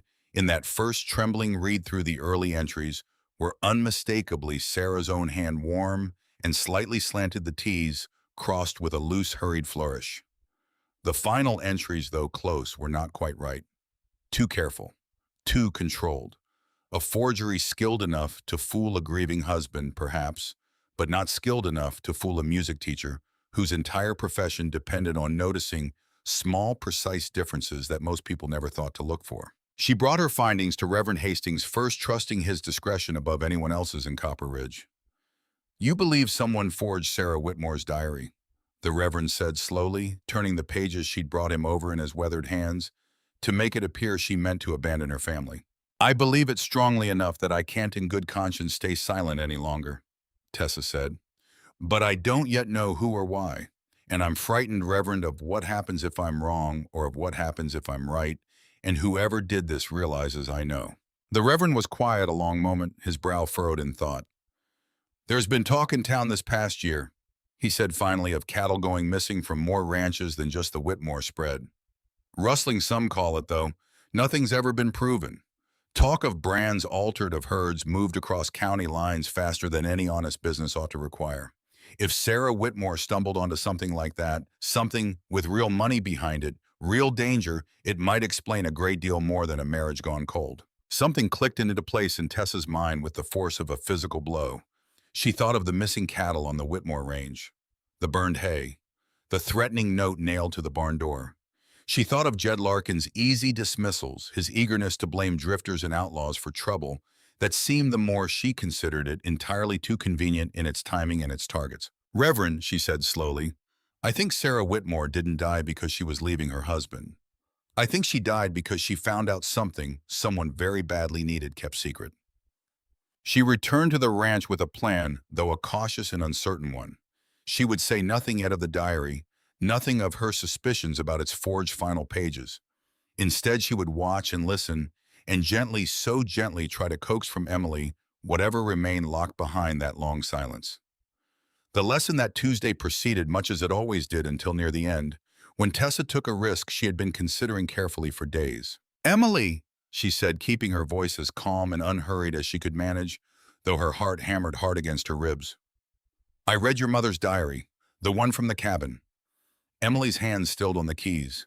She did not look up, but her whole small body had gone taut with a tension that told Tessa she had understood every word. "I don't believe she wrote all of it," Tessa continued, choosing each word with great care. "The last pages especially. I think someone else wrote them, Emily. Someone who wanted people to believe your mother was leaving your family when I don't believe that's true at all." For a long, aching moment, nothing happened. Emily sat frozen, her breath coming in small, shallow gasps, her eyes fixed on some point beyond the piano that only she could see. Then slowly she reached out and pressed the 5 familiar notes once more, but this time she did not stop after the 5th note. She continued, her small fingers trembling now into a melody Tessa had never heard before, halting and imperfect, full of false starts and corrections, as though the girl were composing it in real time out of some buried and terrible memory. And as she played, tears began to slide down her cheeks, silent tears falling without a single sob to accompany them, as though even her grief had learned over 2 long years to make no sound at all. Tessa did not interrupt. She sat perfectly still, one hand resting lightly, carefully on the bench beside the girl, offering steady presence without demanding a single word in return, until the melody finally trailed off into silence, and Emily sat trembling, Spent staring down at her own small hands, as though she did not fully recognize them. "Thank you," Tessa said softly when it seemed the moment had passed. "Thank you for trusting me with that, Emily. Whatever it was. I know it cost you something to share it." Emily looked up, then truly looked at her for the first time in all their months together, her wide gray eyes swimming with tears, but holding to something that might almost have been relief. In the days between Emily's tearful revelation at the piano and the sheriff's eventual arrest of Jed Larkin, Tessa found herself, without quite realizing the significance of it at the time, in the company of Nathaniel Rourke, on two separate occasions encounters she would later replay in her mind with a chill she had not felt during either conversation itself. The first occurred when he called at the ranch to offer his condolences regarding the troubling ledgers Sheriff Calloway had begun investigating, ostensibly concerned for his old friend's welfare amid such distressing revelations. "Poor Amos has been through more than any man ought to bear," Nathaniel had said, shaking his head with what appeared at the time to be genuine sympathy. "First Sarah, now discovering his own foreman's been robbing him blind for years. I only hope once this Larkin business is settled, the family can finally find some real peace." Tessa had thought nothing of the remark then beyond ordinary agreement. It was only much later, replaying the conversation in light of everything that followed, that she recognized the careful, deliberate way he had steered talk toward Larkin's guilt, subtly reinforcing a narrative that would, in a matter of days, conveniently absorb every one of the ranch's troubles beneath a single tidy explanation. The second encounter had been briefer, almost incidental, a chance meeting in the Copper Ridge Mercantile where Nathaniel had inquired with apparent casualness whether Tessa had learned anything further from Emily regarding the night of Sarah's death. "She's begun to share a few things," Tessa had admitted, carefully mindful even then of protecting whatever fragile trust Emily had extended to her. "Nothing conclusive yet, but I believe in time we may understand a good deal more than we currently do." Something had flickered just briefly behind Nathaniel's easy smile, gone so quickly Tessa nearly convinced herself she had imagined it, though she would recall that flicker vividly weeks later, once she understood exactly what fear must have driven it. The arrest of Jed Larkin came only 3 days later, and at first it seemed the whole terrible business might finally be settled. Sheriff Calloway, prompted by Tessa's careful account of the forged diary pages and Reverend Hastings' knowledge of the rustling troubles plaguing the valley, had begun quietly investigating the Whitmore Ranch's foreman, and what he found was damning enough ledgers hidden in Larkin's own quarters, recording cattle sold under altered brands to buyers 3 counties distant, payments received in cash, and never once declared a pattern of theft stretching back nearly 3 years. "He's been bleeding this ranch dry a little at a time," Sheriff Calloway told Amos grimly, standing in the Whitmore parlor with his hat in his hands. "And it looks a good deal like your late wife found out about it, Mr. Whitmore. Found the ledgers most likely, or overheard something she wasn't meant to hear. I expect that's why she was riding out alone that night. And I expect that's a good deal closer to the truth than any horse spooked in the dark story we've all been telling ourselves these 2 years." Amos sat very still, his face gray with a grief that seemed, if anything, sharper now than it had been in the immediate aftermath of Sarah's death, as though learning she had died protecting the truth rather than simply dying by misfortune made the loss somehow crueler rather than more bearable. "He murdered her," Amos said quietly. "My own foreman.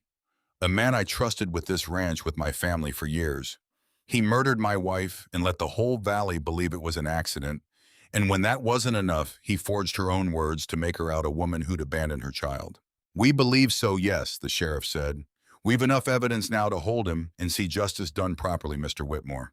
I know it's cold comfort given everything this family suffered, but it's justice all the same." Sheriff Calloway had served Copper Ridge for the better part of 11 years, a heavy-set, deliberate man whose unhurried manner sometimes led newcomers to the valley to mistake him for slow-witted, a misjudgment that had cost more than one troublemaker dearly over the years.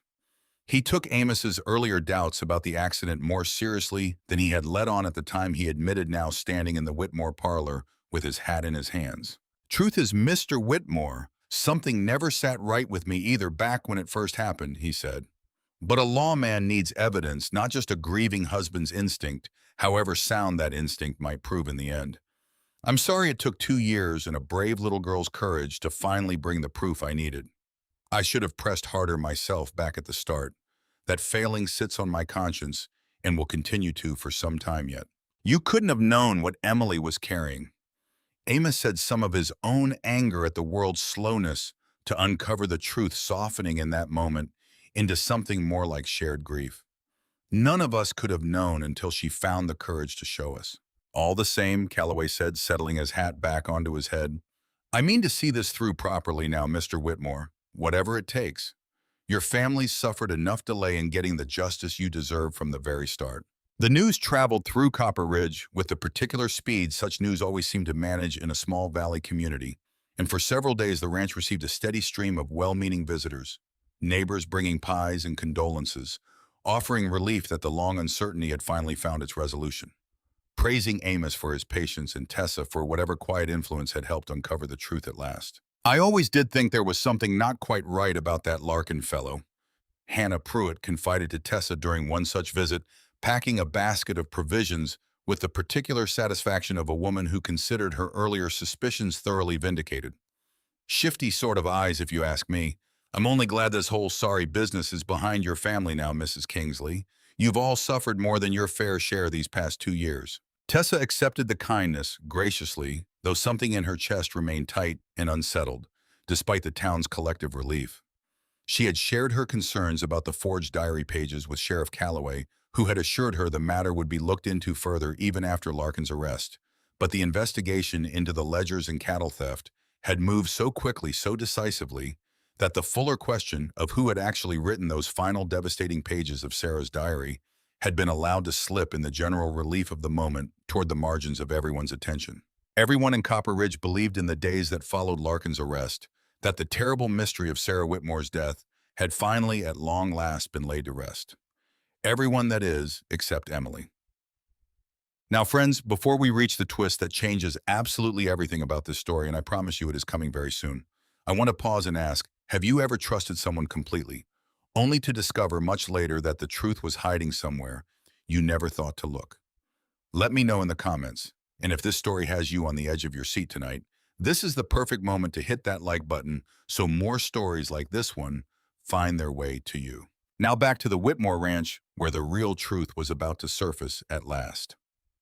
It happened on a Sunday evening nearly a week after Jed Larkin's arrest, during what should have been an ordinary family supper. The days leading up to that evening had passed in a kind of cautious, uneasy calm, the whole household settling gradually back into ordinary rhythms now that the immediate crisis of Larkin's crime seemed resolved. Amos had begun sleeping through the night again for the first time in months. Emily had returned to something like her usual routines, practicing piano each afternoon, taking her meals more regularly at the family table rather than retreating upstairs. Even Mrs. Doyle had remarked that very morning on how the whole house seemed to be exhaling at last, releasing a tension that had gripped it for the better part of 2 years. The evening itself had begun ordinarily enough. Mrs. Doyle had prepared a generous Sunday supper, the kind reserved for occasions when the family wished to properly mark some milestone, however quietly in this case the first Sunday since Larkin's arrest, that had passed without any fresh alarm or complication.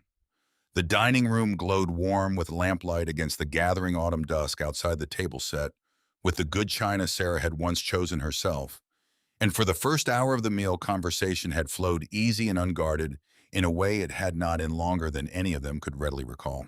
Amos's oldest and dearest friend, Nathaniel Rourke, a man who had stood beside him at his wedding, who had helped him bury Sarah with his own 2 hands, who had visited the ranch faithfully every month for 2 long years to check on Amos and Emily's welfare, had come to share the evening meal as he so often did, offering his quiet condolences now that the terrible business with Larkin had finally reached its resolution. "I confess I never trusted Larkin fully," Nathaniel said, helping himself to another portion of Mrs. Doyle's stew with the easy familiarity of a man who considered himself family.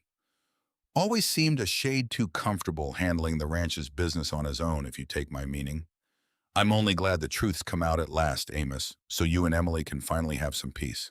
It was an ordinary enough remark. It might have passed entirely without notice had Emily not been sitting at the table that evening, a rare occurrence in itself, as she had taken most of her meals in her room these past 2 years. But Tessa had gently encouraged her to try joining the family table again, now that some small measure of healing seemed to have taken root. Emily set down her fork. Her whole body had gone rigid, not the fearful rigidity Tessa had seen before, at the sound of Jed Larkin's boots, but something sharper, more urgent, as though a long-buried memory had suddenly surged violently to the surface. She stood up from the table so abruptly her chair scraped hard against the floor, and every adult in the room turned toward her in startled silence. And then, for the first time in nearly 2 years, Emily Whitmore spoke. Her voice was hoarse, cracked from disuse, barely more than a whisper, but it carried through that silent room like a gunshot. Not him. Amos rose halfway from his own chair, his face draining of all color. Emily, sweetheart, did you just— Not him, Emily said again, louder this time, her small hand rising to point directly across the table. It wasn't Jed. It was you. She was looking every eye in the room now realized with dawning horror directly at Nathaniel Rourke. Cheta. The silence that followed lasted only a heartbeat, but it stretched for those inside it like an eternity. Nathaniel's easy, familiar smile had frozen on his face, and something cold and calculating flickered behind his eyes, there and gone so quickly that later when Amos tried to recall the exact moment everything changed, he would struggle to describe it except to say that the friend he had known for 20 years had in that single instant become a stranger. Emily, Nathaniel said carefully, his voice still pitched to soothing, reasonable calm. Sweetheart, I know this has all been very frightening for you, but you mustn't say things you don't understand. I loved your mother like a sister. I would never. I saw you, Emily said, and now the words came faster, her small voice growing steadier with each one, 2 years of silence breaking apart at last, like river ice giving way beneath a spring thaw. I followed her that night. I saw you meet her by the creek. I saw you take her locket off her neck. I saw you— Her voice broke, but she pressed on, tears streaming freely now down her face. I saw you push her off the rocks, and I ran and I hid, and I never told anyone, because you said you told everyone at the funeral. You said if anything ever came out, if I ever told, you'd make sure Papa had an accident too. You said it right to my face when nobody else could hear. The room seemed to tilt on its axis. Amos stared at his oldest friend with an expression that carried an equal terrible measure. Betrayal, grief, and a rising, furious understanding of everything that had happened these past 2 years. The burned hay, the missing cattle, the threatening notes, all of it designed. He now realized not merely to distract from Larkin's genuine, but comparatively minor theft, but to keep the entire ranch destabilized, frightened, and above all, incapable of looking too closely at the truth. The locket, Tessa said suddenly, another piece of the puzzle sliding into place even as the room around her seemed to hold its breath. You took it from her that night, didn't you?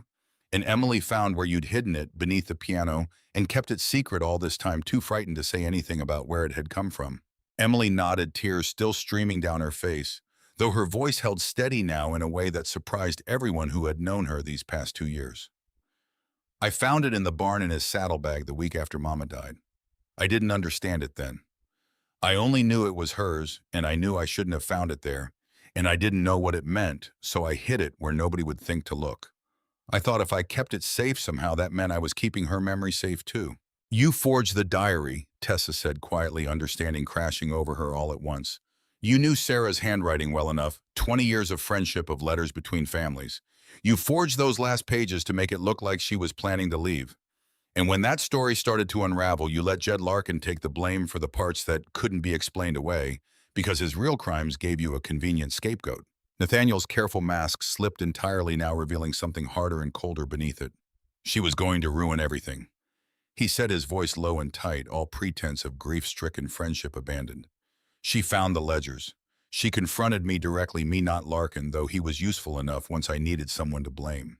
She threatened to go to the sheriff to expose the whole operation, years of careful work gone in a single night because a rancher's wife couldn't mind her own business. I never meant for it to go so far. But once it was done, I couldn't undo it. I could only manage what came after. And Emily, Amos said, his voice shaking now with a rage that seemed to come from somewhere far beneath his usual quiet composure. You threatened my daughter, my 8-year-old daughter, into 2 years of silence out of fear for my life. I did what was necessary, Nathaniel said, and there was no remorse in his voice at all, only cold calculation already visibly working towards some new angle of escape. And I'll do what's necessary now too, Amos. I truly am sorry it's come to this. You were like a brother to me. Why the note? Tessa pressed, some part of her still needing to understand the full shape of what had happened, even as the danger in the room grew palpable. The one Emily wrote for me that very first day. I saw her. You don't know about that note, do you, Nathaniel? She wrote it for me before any of the rest of this came to light, before I'd even suspected you existed as anything other than a grieving family friend. Nathaniel's eyes flicked toward Emily with something like genuine surprise breaking through his cold composure. She never told anyone. She didn't need to tell anyone what she saw that night to be haunted by it, Tessa said. A child who watches her mother murdered doesn't need words to carry that weight, Nathaniel. She carried it in silence for 2 years in melodies she couldn't yet turn into speech, in a note she pressed into a stranger's hand, because some part of her desperately needed someone, anyone at all, to begin looking for the truth she couldn't yet say aloud herself. Very touching, Nathaniel said, though his voice had lost some of its earlier confidence, the careful mask cracking further with every word Tessa spoke. But touching sentiment changes nothing about where we stand now. Does it? A confession from a child, a diary you can't prove I forged without expert testimony that will take weeks to arrange, and a locket that could have found its way into that saddlebag any number of ways. You have suspicion, Mrs. Kingsley. You do not yet have proof enough to hang a man. I have enough to see you arrested tonight. Amos said, his voice low and dangerous in a way Tessa had never heard from him before. And I intend to see this through to whatever end the law demands, Nathaniel, however long it takes. 20 years of friendship, and you let me believe my wife had abandoned us. You let my daughter carry a murderer's threat against my life for 2 years, rather than risk your own comfort. There is no version of this evening where you walk free. Amos rose slowly from his chair, positioning himself between Nathaniel and the doorway, where Tessa still stood with Emily pressed close against her side. And something in his bearing, some final absolute resolve, seemed to convince Nathaniel in that instant that reasoned argument had entirely run its course. His hand moved toward the pistol at his hip, and the room erupted into chaos. Thunder was already rolling down off the mountains by the time Nathaniel Rourke's hand closed around the grip of his pistol, the storm that had been building all afternoon finally breaking loose over the valley in full violent force. Lightning split the sky in jagged white streaks that threw the whole ranch yard into stark momentary relief, and the wind, which had been rising steadily since sunset, now tore at the timber house with a force that rattled every shutter and sent loose shingles clattering from the roof. It was, Tessa would think later, exactly the kind of storm the Valley old-timers spoke of in hushed, respectful tones, the sort that came perhaps once or twice a season, powerful enough to fell trees and flood the low creek crossings, powerful enough that every rancher in the county would spend the following days repairing whatever damage it left behind. That such violence should break loose over the Whitmore Ranch at the precise moment its own long-buried truth finally surfaced seemed to those who lived through it almost too fitting to be mere coincidence, as though the sky itself had been holding its breath through 2 long years of secrets, waiting for the truth to finally break free before releasing its own pent fury in answer. What happened next would be recounted in Copper Ridge for years afterward, though never quite the same way twice, as such stories tend to grow and shift with each retelling. Amos moved first, not with thought, but with the pure animal instinct of a father whose child had just named her mother's murderer aloud at his own supper table. He threw himself across the narrow space between them, catching Nathaniel's wrist before the pistol could clear its holster, and the two men crashed together into the sideboard with a violence that sent porcelain shattering across the floor. "Get Emily out of here!" Amos shouted, wrestling for control of the weapon now caught between them, his voice raw with an urgency Tessa had never heard from him before. "Tessa, get her out!" Tessa did not hesitate. She swept Emily up against her side, half carrying, half dragging the girl toward the front door out into a night that had turned suddenly violently wild, the first fat drops of rain already lashing down from a sky gone black, and roiling thunder cracking close enough now that the ground itself seemed to shudder beneath it. Behind them, inside the house, a gunshot rang out.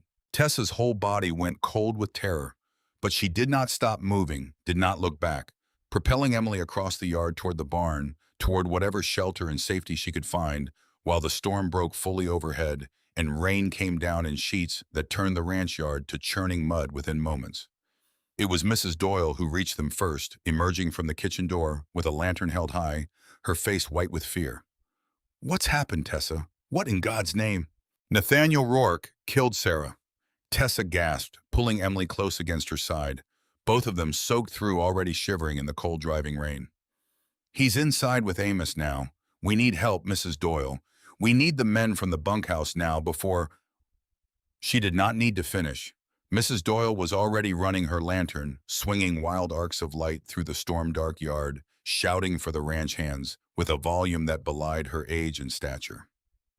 Inside the house, the struggle had spilled from the dining room into the front hallway, past the wedding portrait and the laughing photograph of Sarah on horseback, both men soaked in the driving rain that gusted now through the open front door.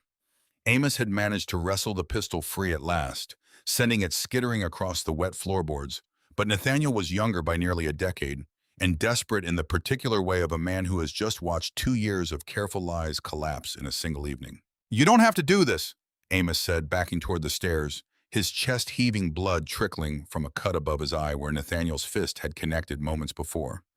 "Nathaniel, 20 years, we've known each other 20 years. There's still a chance to end this without more blood on your hands.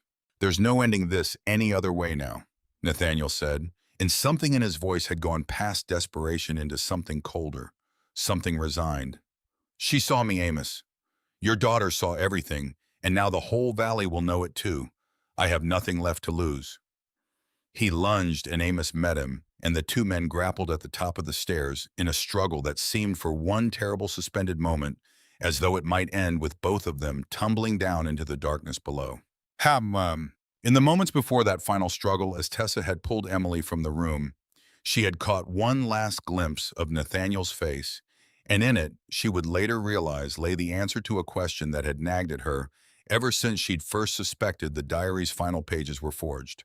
It was the particular practiced calm of a man who had spent 2 years perfecting the art of seeming trustworthy, of standing at Amos's side through every stage of his grief, offering comfort with one hand while ensuring with the other that the truth remained buried. She thought, too, of small details that had never quite added up until this moment, how Nathaniel had always been the one to suggest gently that perhaps it was time for Amos to stop asking questions about Sarah's death and focus instead on healing. How he had visited so faithfully every month, ostensibly out of friendship, but always managing in the course of those visits to steer conversation away from any lingering doubts about the manner of Sarah's passing.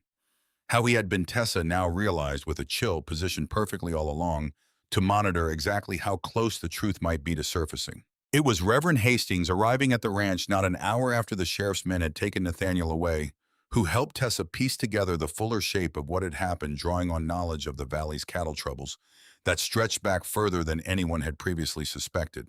"He'd been running the operation for years, near as the sheriff can tell," the Reverend said grimly, standing in the rain-damp ranch yard, while Amos sat inside with Emily, the two of them finally blessedly safe. Using Larkin's position as foreman to move stolen cattle without drawing suspicion, splitting the profits between them, though it seems Larkin never knew the full extent of what Nathaniel was truly capable of. When Sarah found the ledgers, likely stumbled onto them by accident, going through ranch business, while Amos was away at market, Nathaniel couldn't risk her exposing years of careful theft. And once he'd crossed that line, forging her diary to cover the crime must have seemed to a man capable of such evil a simple enough next step. "And Emily," Tessa said quietly, still shaking from the night's violence, "carried the truth of it alone for 2 years, terrified that speaking would cost her father his life. A terrible burden for a child so young," the Reverend agreed, his weathered face creased with sorrow. "But she carried it with a courage I don't know many grown men could have managed, Mrs. Kingsley. When the moment came, she found the strength to speak, and in doing so, she saved this whole family from a lie that might otherwise have poisoned them for years to come." It was the arrival of 3 ranch hands, roused by Mrs. Doyle shouting and pounding up the front steps with rifles in hand, that finally ended it. Nathaniel Rourke, seeing the odds turn decisively against him, made one final desperate lunge for the stairs and lost his footing on the rain-slicked floorboards, tumbling the final several steps to land hard at the bottom where he lay groaning, his leg twisted at an angle that made clear he would not be running anywhere at all. By the time Sheriff Calloway arrived, summoned by a rider dispatched at the first sound of gunfire, Nathaniel Rourke had been trussed securely with rope from the tack room. His broken leg splinted roughly by one of the hands who had some experience with such injuries, and he offered no further resistance, only a long, empty silence that seemed at last to carry something like genuine defeat. Amos himself had not escaped the struggle unscathed. Beyond the cut above his eye, he had wrenched his shoulder badly in the fall down the stairs, and Mrs. Doyle fussed over him for the better part of an hour, Once the danger had passed, binding the joint with strips of clean linen while muttering under her breath about stubborn men who would rather wrestle armed murderers on wet stairs than wait sensibly for help to arrive. "You'll rest that arm a full week, Mr. Whitmore, or I'll have Doc Ferris drive out here himself to see you do it," she scolded, tying off the last binding with more force than strictly necessary. "This family's had enough narrow escapes for one lifetime without you making it worse through sheer stubbornness."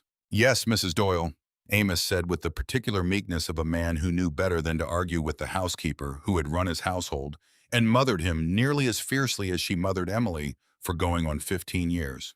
Tessa, meanwhile, sat with Emily through the remainder of that long, storm-battered night, the two of them wrapped together in blankets before the kitchen fire, while the rain finally slackened outside and the thunder rolled off at last toward the eastern plains. Emily did not sleep, though exhaustion clearly weighed on her small frame, and Tessa did not press her toward rest, understanding instinctively that the girl needed first simply to be held, to be reassured through steady physical presence that the danger had truly passed. "You saved him," Tessa murmured into her hair sometime past midnight when Emily's trembling had finally begun to ease. "Do you understand that, Emily, if you hadn't found your voice tonight, hadn't named him when you did, your father might not have had the chance to defend himself in time? Your courage saved his life." "I was so scared," Emily whispered. "I've been scared for 2 years. But tonight I was more scared of staying quiet than I was of speaking. I don't know why it changed tonight of all nights." "Because you were ready," Tessa said gently. "Sometimes courage doesn't arrive all at once, sweetheart. Sometimes it builds slowly, quietly, through months of small, brave choices, until one day there's finally enough of it gathered to carry you through the biggest moment of all. You've been building toward tonight for a very long time, Emily, whether you realized it or not." "It's over," Amos told Emily later that night, once the storm had passed and the house had settled once more into an uneasy quiet, the sheriff's men having taken Nathaniel away to the Copper Ridge jail alongside Jed Larkin, whose lesser crimes now seemed almost incidental beside the enormity of what had truly happened on this ranch. Amos sat on the edge of Emily's bed, his daughter's small hand held gently in his own. Tessa standing quietly in the doorway, still damp from the storm, unwilling to intrude further, but unable to make herself leave. "It's really over, sweetheart. You don't have to be afraid anymore. You did something so brave tonight, braver than I think I could have managed at your age, carrying something so heavy for so long, all to protect me. I'm so sorry you had to carry it alone." Emily's voice, when it came, was still hoarse, still unpracticed after 2 years of silence, but it came steadier now than it had at the supper table. "I was scared he'd hurt you, Papa. I was scared every single day. But I couldn't tell you why. I didn't have the words. Not out loud, anyway." "You found the words tonight?" Amos said, his own voice thick with emotion he made no effort now to hide. "You found them exactly when it mattered most. I've never been prouder of anyone in my whole life, Emily. Not once." Tessa, watching from the doorway, felt her own eyes fill with tears. Grief for Sarah, whose courage in confronting a dangerous truth had cost her everything. Grief, too, for her own lost Clara, whose small face she had glimpsed more than once these past months in the shape of Emily's careful smile. And something else, besides, something warmer and more hopeful, watching this small broken family begin at last to knit itself back together in the aftermath of so much sorrow. The weeks that followed brought a kind of healing to the Whitmore Ranch that Tessa had scarcely dared hope for back on that first cold Tuesday when she had driven her borrowed buggy up the frost-heaved road.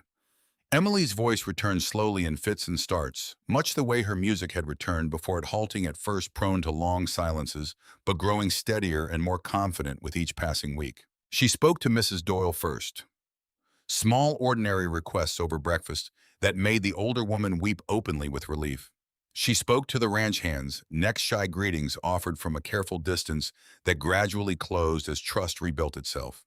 And she spoke more and more to her father, quiet conversations on the porch in the evenings, questions about her mother that Amos answered as honestly and gently as he could manage, filling in for his daughter. All the tender, ordinary memories of Sarah that had nothing at all to do with betrayal or fear. Memories of a woman who had loved her family fiercely and completely, right up until the moment someone else's greed had cut that love short. It was Emily herself who suggested one warm afternoon in late September that they visit her mother's grave together, something she had not been able to bring herself to do, in all the 2 years since the burial. The small fenced plot on a rise overlooking the ranch, having become for her a place too painful to approach. They rode out together, the three of them, along a trail that wound up through wildflowers gone golden dry, with the seasons turning, until they reached the small iron-fenced cemetery where Sarah Whitmore rested beneath a modest granite marker. Her name and dates carved simple and plain beneath a carved dove that Amos had chosen himself in those first raw weeks of grief as a symbol of the peace he had wanted so desperately for her to find. Emily knelt before the stone for a long moment, her small hand resting against the cool granite, and when she finally spoke, her voice carried none of the fear that had once accompanied any mention of that terrible night. "I know the truth now, Mama," she said softly. "Everyone knows. Nathaniel can't hurt Papa anymore, and I'm not scared to talk about you now or to remember you or to love you out loud where everyone can hear. I'm sorry it took me so long to be brave enough to say so." Amos knelt beside his daughter, his own eyes bright with tears he did not try to hide. "You were always brave, Emily. Every single day you carried that secret to protect me. That was bravery, even if it didn't feel that way to you at the time. I'm the one who should apologize for not seeing what you were carrying, for not finding a way to help you sooner." "You couldn't have known," Emily said with a wisdom that seemed in that quiet, golden afternoon far beyond her 8 years. "Nobody could have known until the right person came along who knew how to listen the right way." She looked up at Tessa, then standing a respectful distance apart, giving father and daughter their moment together. "Come closer, Tessa. I want Mama to know you too. Properly, I mean. Not just as somebody who taught me piano, but as somebody who's going to be my mother now." Tessa knelt beside them both, tears sliding freely down her own cheeks, and pressed her palm to the sun-warmed granite. "I never had the chance to know you, Sarah," she said softly, "but I've come to love your daughter as though she were my very own, and I promise you with my whole heart that I will spend the rest of my life helping her carry your memory forward with joy instead of fear. Thank you for trusting us both with something so precious." They stayed a while longer in the quiet afternoon light, the three of them together beside that small grave, until at last Emily rose, brushed the dust from her skirts, and reached for both her father's hand and Tessa's, leading them back down the hillside toward home, with a lightness in her step that spoke more eloquently than any words could have managed, of a grief finally truly beginning to heal. The piano, too, transformed in those weeks.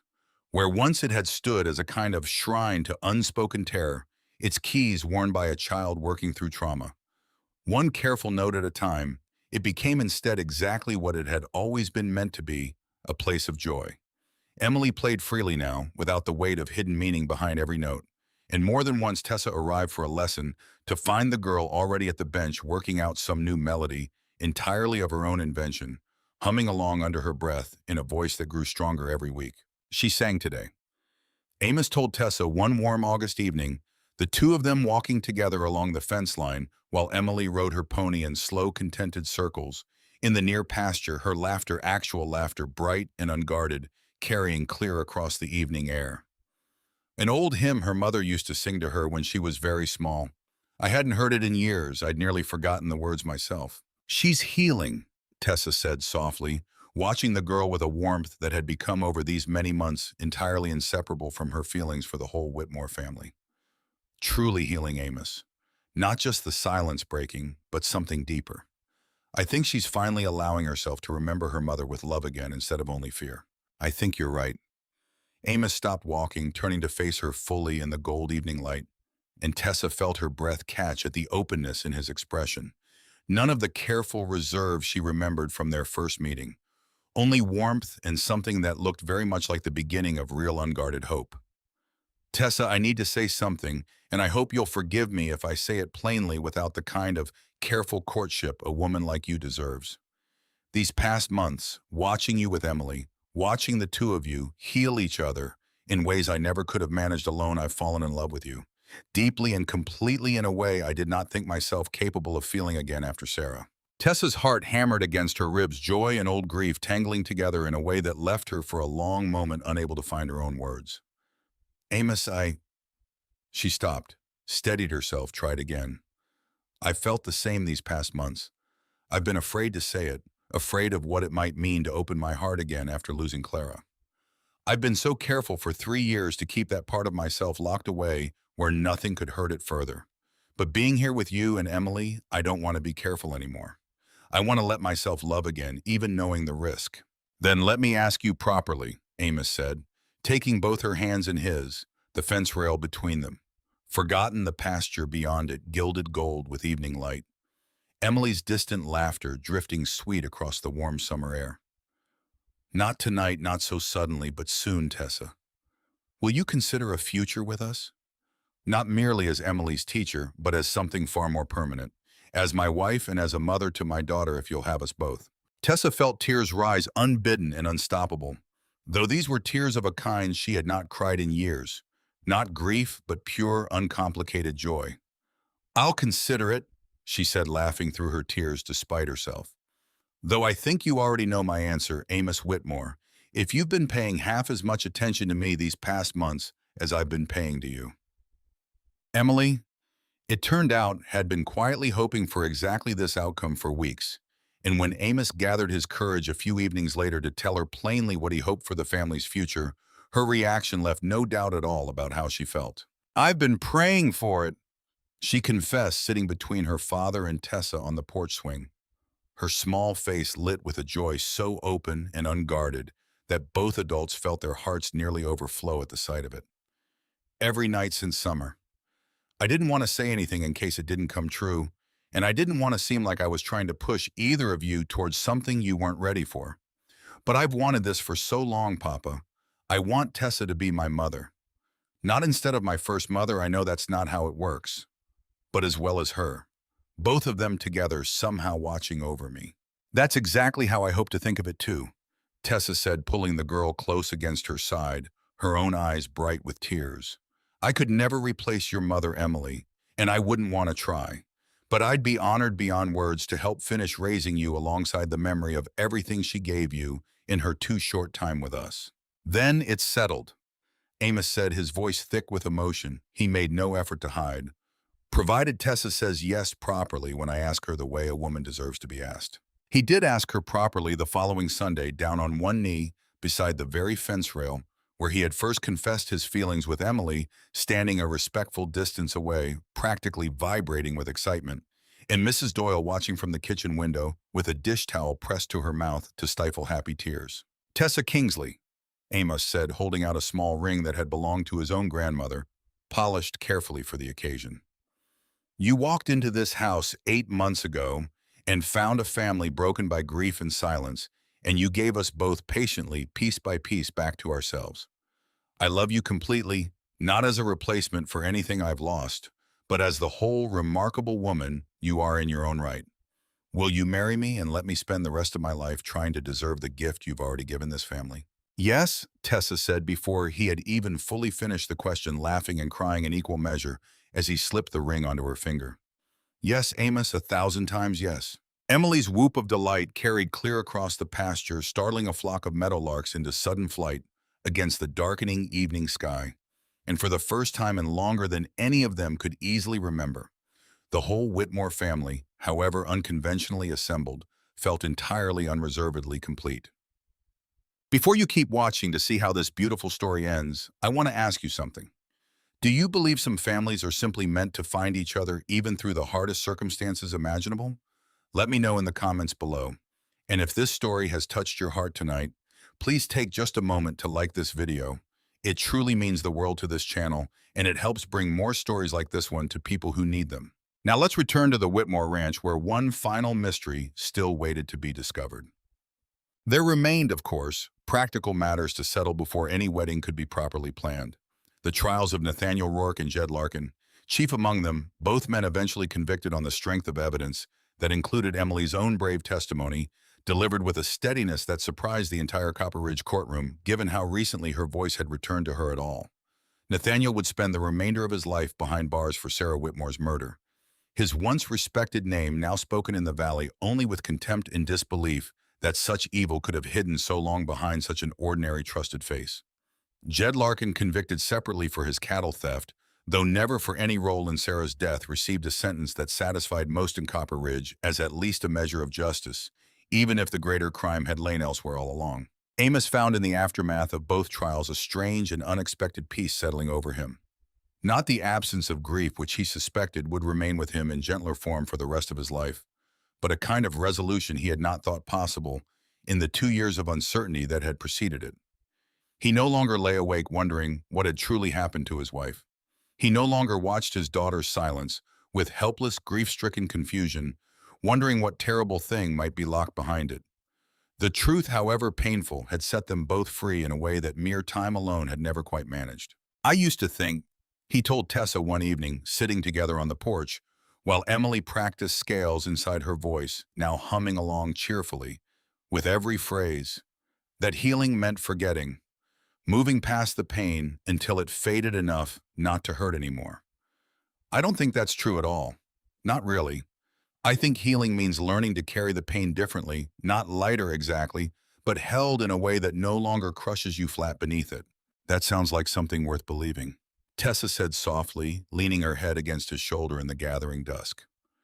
"I've spent 3 years learning much the same lesson myself about Clara. I don't grieve her any less than I did the day we buried her. But I've learned to carry that grief alongside everything else, alongside the joy of teaching, alongside the hope of a new life with you and Emily. Both things can live in the same heart, I think. Sorrow and joy together, side by side, neither one canceling out the other." Amos took her hand, threading his fingers through hers in the fading light, and for a long while neither of them spoke at all, content simply to sit together in a silence that held at last nothing frightening within it, only peace hard-won and deeply felt, and the quiet, steady promise of everything still to come. The trials themselves, held in the Copper Ridge Courthouse across 3 long days in early September, tested the family's newfound peace more than either Amos or Tessa had anticipated. Emily was called to testify, a prospect that had filled Tessa with dread for weeks beforehand, worried that the ordeal of speaking her testimony aloud before a room full of strangers might undo months of careful healing. But Emily had surprised them all. She had asked the evening before the trial whether she might practice what she planned to say, and so Tessa had sat with her at the piano, helping her find the words the way they had once found melodies together. Slowly, patiently, one careful phrase at a time, until Emily could speak the whole terrible account of that night by the creek without her voice breaking. "I'm not scared anymore," Emily told her father the morning of the trial, smoothing the skirt of her Sunday dress with hands that Amos noted with quiet pride did not tremble at all. "I was scared for 2 years because I thought speaking the truth would hurt you, Papa. But now I know the truth is what's going to help us. That makes it easier to say out loud."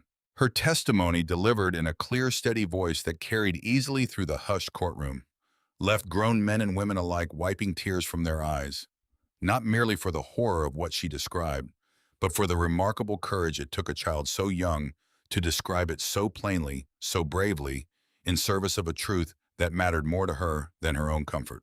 Nathaniel Rourke was convicted on the second day of his trial, his once respected reputation in Copper Ridge collapsing entirely beneath the weight of Emily's testimony, the ledgers found in Jed Larkin's quarters, and the forged diary pages that a handwriting expert brought up from Helena, confirmed under careful examination, did not match Sarah Whitmore's genuine hand. He was sentenced to life imprisonment, and as he was led from the courtroom in shackles, he looked back once toward Amos with an expression that held at last something like genuine remorse.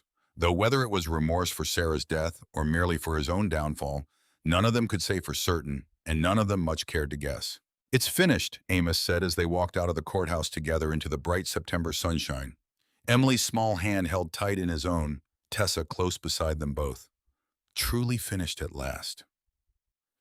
The betrayal itself took longer for Amos to fully reckon with than the trial's swift resolution might have suggested.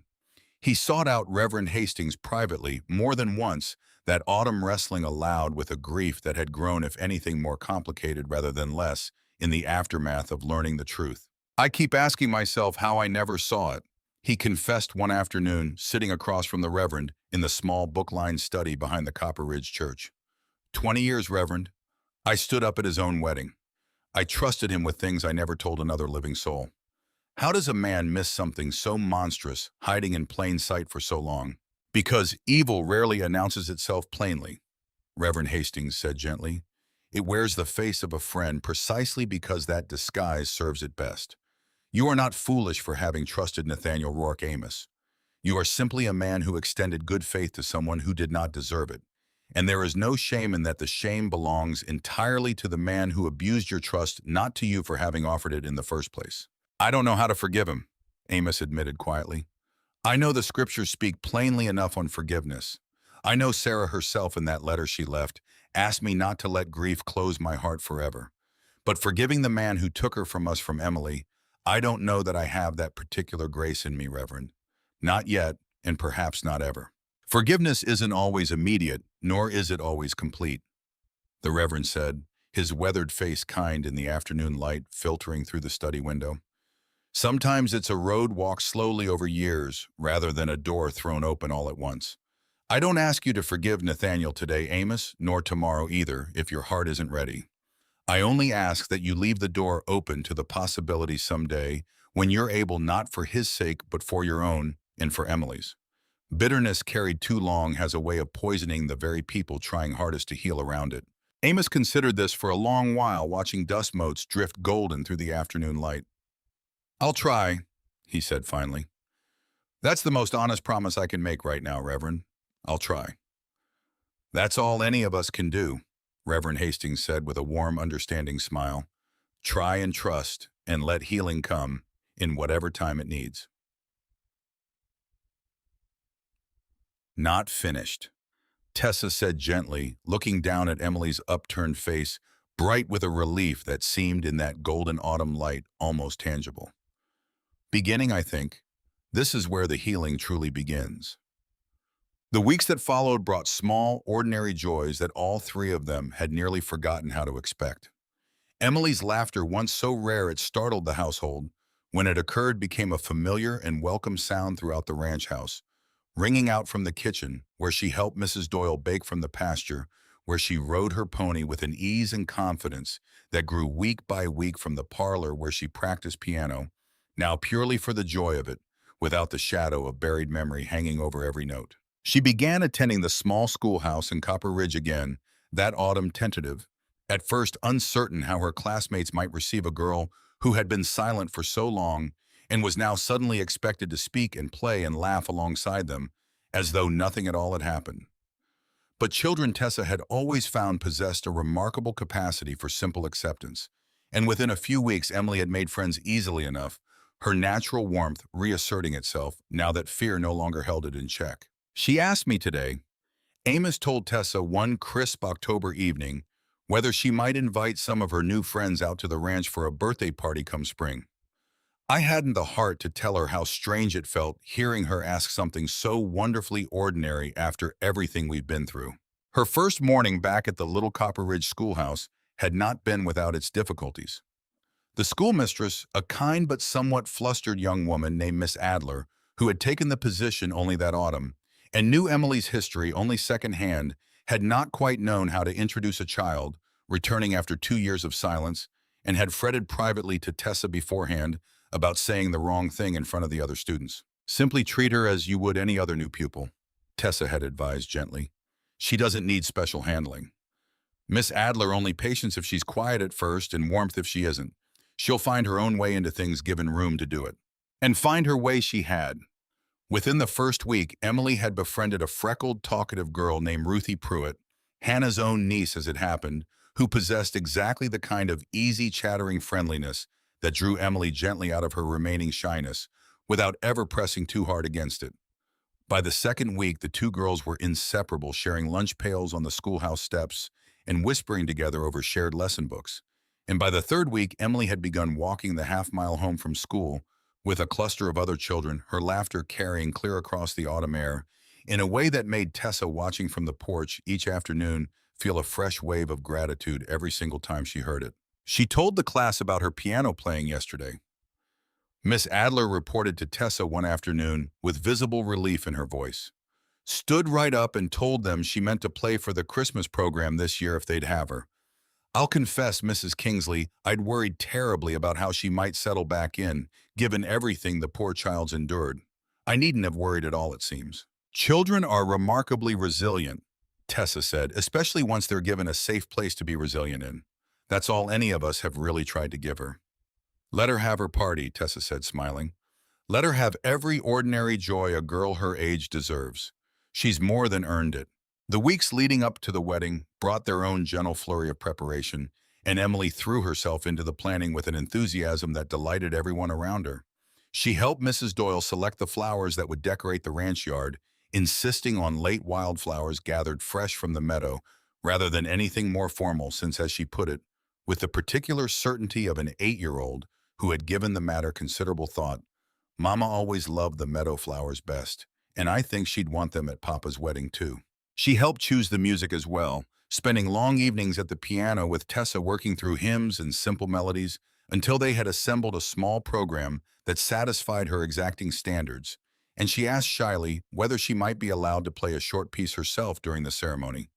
A request Tessa and Amos granted without a moment's hesitation, both of them recognizing what a profound milestone it represented this child, who had once been unable to bear the sound of her own voice, now eager to perform before the assembled gaze of the whole valley. "Are you nervous?"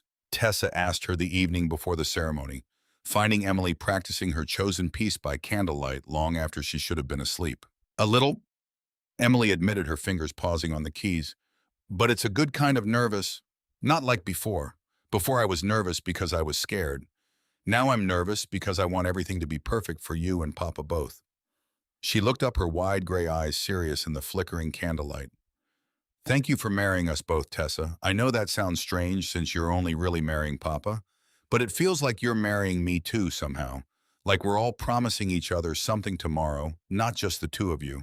"That's exactly how I think of it as well," Tessa said, drawing the girl into a warm embrace. "Tomorrow we become a family in every way that matters, Emily. Not just your father and I, but all three of us together." Autumn came to the Whitmore Ranch in a blaze of gold and copper that year, the aspens along the ridge turning color almost overnight, the air sharpening each morning with the first true bite of the coming winter. And on a bright, crisp Saturday in early October, with the whole valley seemingly turned out to bear witness, Tessa Kingsley became Tessa Whitmore, in a small ceremony held right there on the ranch beneath a canopy of turning leaves, with Reverend Hastings presiding over vows that both bride and groom spoke with a steadiness that surprised no one who had watched their quiet courtship unfold these past many months. Emily stood beside them throughout the ceremony, no longer the silent, watchful child who had once stared at a piano as though it might at any moment reveal something terrible. The vows themselves, when Amos and Tessa finally spoke them beneath that canopy of turning leaves, carried a weight that went beyond the ordinary solemnity of such promises. Reverend Hastings, sensing the particular significance of this union for a family that had traveled so far through darkness together, had encouraged both bride and groom to speak a few words of their own before the traditional vows, and Amos had gone first, his voice steady despite the emotion plainly visible on his weathered face. "Tessa, I promise to love you not as a replacement for what I've lost, but as the whole and remarkable gift you are in your own right," he said, holding both her hands in his own before the assembled gathering. "I promise to honor the grief you carry alongside the joy you've brought into this house, just as I hope you'll honor mine. And I promise every single day for the rest of our lives together to be grateful for the courage it took you to walk into a silent house and help us find our way back to song." Tessa, her own voice thick with emotion but steady, all the same spoke her own vow in turn. "Amos, I promise to love Emily as completely as though she were my own, while always honoring the mother who loved her first and who guided us, I believe, toward this very moment. I promise to build with you a home where truth is always safer than silence, where grief and joy are both welcome to sit at the same table. And I promise to spend the rest of my life grateful that God saw fit to send me here to this family to help finish a song that began long before I ever arrived." By the time Reverend Hastings pronounced them husband and wife, there was scarcely a dry eye among the gathered crowd, and when Amos finally kissed his bride beneath the golden aspens, Emily's own delighted whoop of joy, the unrestrained, unguarded sound of a child utterly, completely happy, carried clear across the whole assembled valley, a sound that everyone present would remember for years afterward as the truest measure of just how far this remarkable family had traveled. She wore a new dress that Mrs. Doyle had sewn especially for the occasion, pale blue with white lace at the collar, and she held a small bouquet of late wildflowers gathered that very morning from the meadow behind the barn. When Reverend Hastings asked near the ceremony's close whether anyone present wished to speak, it was Emily who stepped forward first, her voice clear and steady, now carrying easily across the gathered crowd. My mama used to say that music finds the words we can't, she said, and there was not a dry eye among the assembled guests, many of whom had known this family through the darkest days of the past 2 years and understood exactly what those words had cost the girl standing before them to say aloud. I think she'd be glad Papa found someone who understands that. I know I am. Tessa, standing in her simple ivory dress with wildflowers woven through her hair, felt her heart nearly overflow with a joy so complete it left very little room in that particular golden moment for anything but gratitude. The celebration that followed the ceremony spilled across the whole ranch yard. Long tables set up beneath the aspens, laden with food that half the women of Copper Ridge had contributed, Mrs. Doyle's famous stew loaves of fresh bread still warm from the oven pies enough to feed the entire valley twice over. Fiddles came out as the afternoon wore on, and the ranch hands who had spent so many anxious months guarding the fence lines against sabotage now spent their energy instead on boisterous, joyful dancing that shook the porch boards and sent Emily spinning breathlessly from partner to partner, her laughter ringing bright across the golden autumn air. Reverend Hastings found Tessa during a quiet moment as the sun began its slow descent toward the western ridge. I confess, he said, watching Amos swing Emily around in an exuberant, clumsy dance step that made the girl shriek with delight. I did not know when I first suggested you for this position that I was setting in motion quite so remarkable a chain of events. I thought only that you might help a grieving child find her way back to speech. I never imagined the fuller shape of what God had planned. Neither did I, Tessa admitted, smiling as she watched her new husband and daughter dance together in the fading light. I only knew I wanted to help in whatever small way I could. I never expected to find a whole new family waiting on the other side of that help. That is very often how it happens, the Reverend said kindly. The greatest blessings rarely announce themselves plainly at the start. They arrive quietly disguised as ordinary tasks and only reveal their true shape once we've walked far enough into them to look back and see the whole design. Old Hannah Pruitt approached as well, embracing Tessa with unexpected warmth. I'll confess I had my doubts when I first heard a widow with her own grief was taking on such a heavy task, she said. But I've never been so glad to be wrong about anything in all my years in this valley. You've given this family back to itself, Mrs. Whitmore. That's no small thing. Tessa found herself blinking back fresh tears at the sound of her new name spoken aloud for the very first time by someone in the town she had come to think of over these many months as home. Life on the ranch settled in the months that followed into a rhythm of ordinary happiness that none of them had quite dared imagine back in the darkest days of that long silence. Emily's voice grew stronger every week, and with it grew her laughter, her curiosity, her willingness to run and play and simply be a child again, unburdened at last by secrets too heavy for small shoulders to carry. She rode her pony across the near pasture with an abandon that made Amos's heart clench with equal parts joy and lingering protective worry. She helped Mrs. Doyle in the kitchen floor, dusting her nose more often than not. And every evening, without fail, she sat at the piano and played not out of grief, now not to work through some buried and terrible memory, but simply for the pure, uncomplicated pleasure of the music itself. Tessa, for her part, found in her new role as Amos's wife and Emily's mother a completeness she had not thought herself capable of feeling again after Clara's death. She grieved her daughter still in quiet, private moments that came less frequently now, but never entirely disappeared, and she found to her surprise that this new family did not ask her to set that grief aside.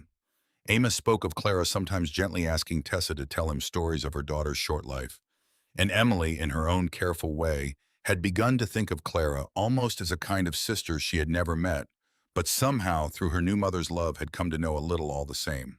"Do you think they'd have been friends?" Emily asked one evening, curled against Tessa's side on the porch swing, while the last light of an early winter sunset faded gold and rose across the western sky. "Clara and me, I mean. If things had been different, I think they'd have been the very best of friends," Tessa said softly, pressing a kiss to the top of Emily's dark head. "Two little girls who love music and mischief in just about equal measure. I think Clara would have adored you." "I think I'd have adored her too," Emily said, and there was nothing sad in the way she said it, only a kind of tender, easy acceptance that spoke to just how far the whole family had traveled from those long, silent years. It was in early December, with the first real snow blanketing the valley, and the ranch settling into its quiet winter rhythms, that Emily made the discovery that would close at last this long and remarkable story. She had been practicing at the piano one gray afternoon, working through a new piece Tessa had recently taught her, when her finger caught on something odd along the piano's underside. A small seam in the wood near where she had once found her mother's diary, hidden beneath the loose floorboard skirting.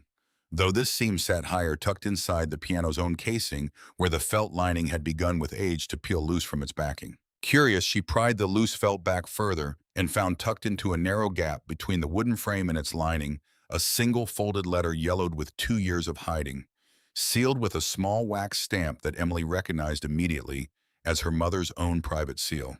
A small bluebird pressed into wax the color of ripe plums, the same seal Sarah Whitmore had used on every letter she'd ever written in her short life. Emily brought it to her parents that same evening, her hands trembling with an emotion that mixed excitement and old grief in equal, complicated measure. Amos broke the seal himself, his own hands none too steady, and read the letter aloud in the warm lamplight of the parlor, while Tessa and Emily listened side by side on the settee, scarcely daring to breathe. "My dearest Amos," the letter began, "if you are reading this, then I fear the very worst has come to pass, and I have run out of time to say the things I should have said to your face while I still had the chance. I have found something terrible. Amos, a truth about Nathaniel that I scarcely believe myself even having seen the proof of it with my own eyes. I mean to confront him tonight, though I confess I am afraid. If something happens to me because of what I know, I need you to understand certain things, and I have hidden this letter where I trust our daughter in time will be the one to find it. For I have come to believe these past weeks that Emily sees a great deal more than any of us give her credit for.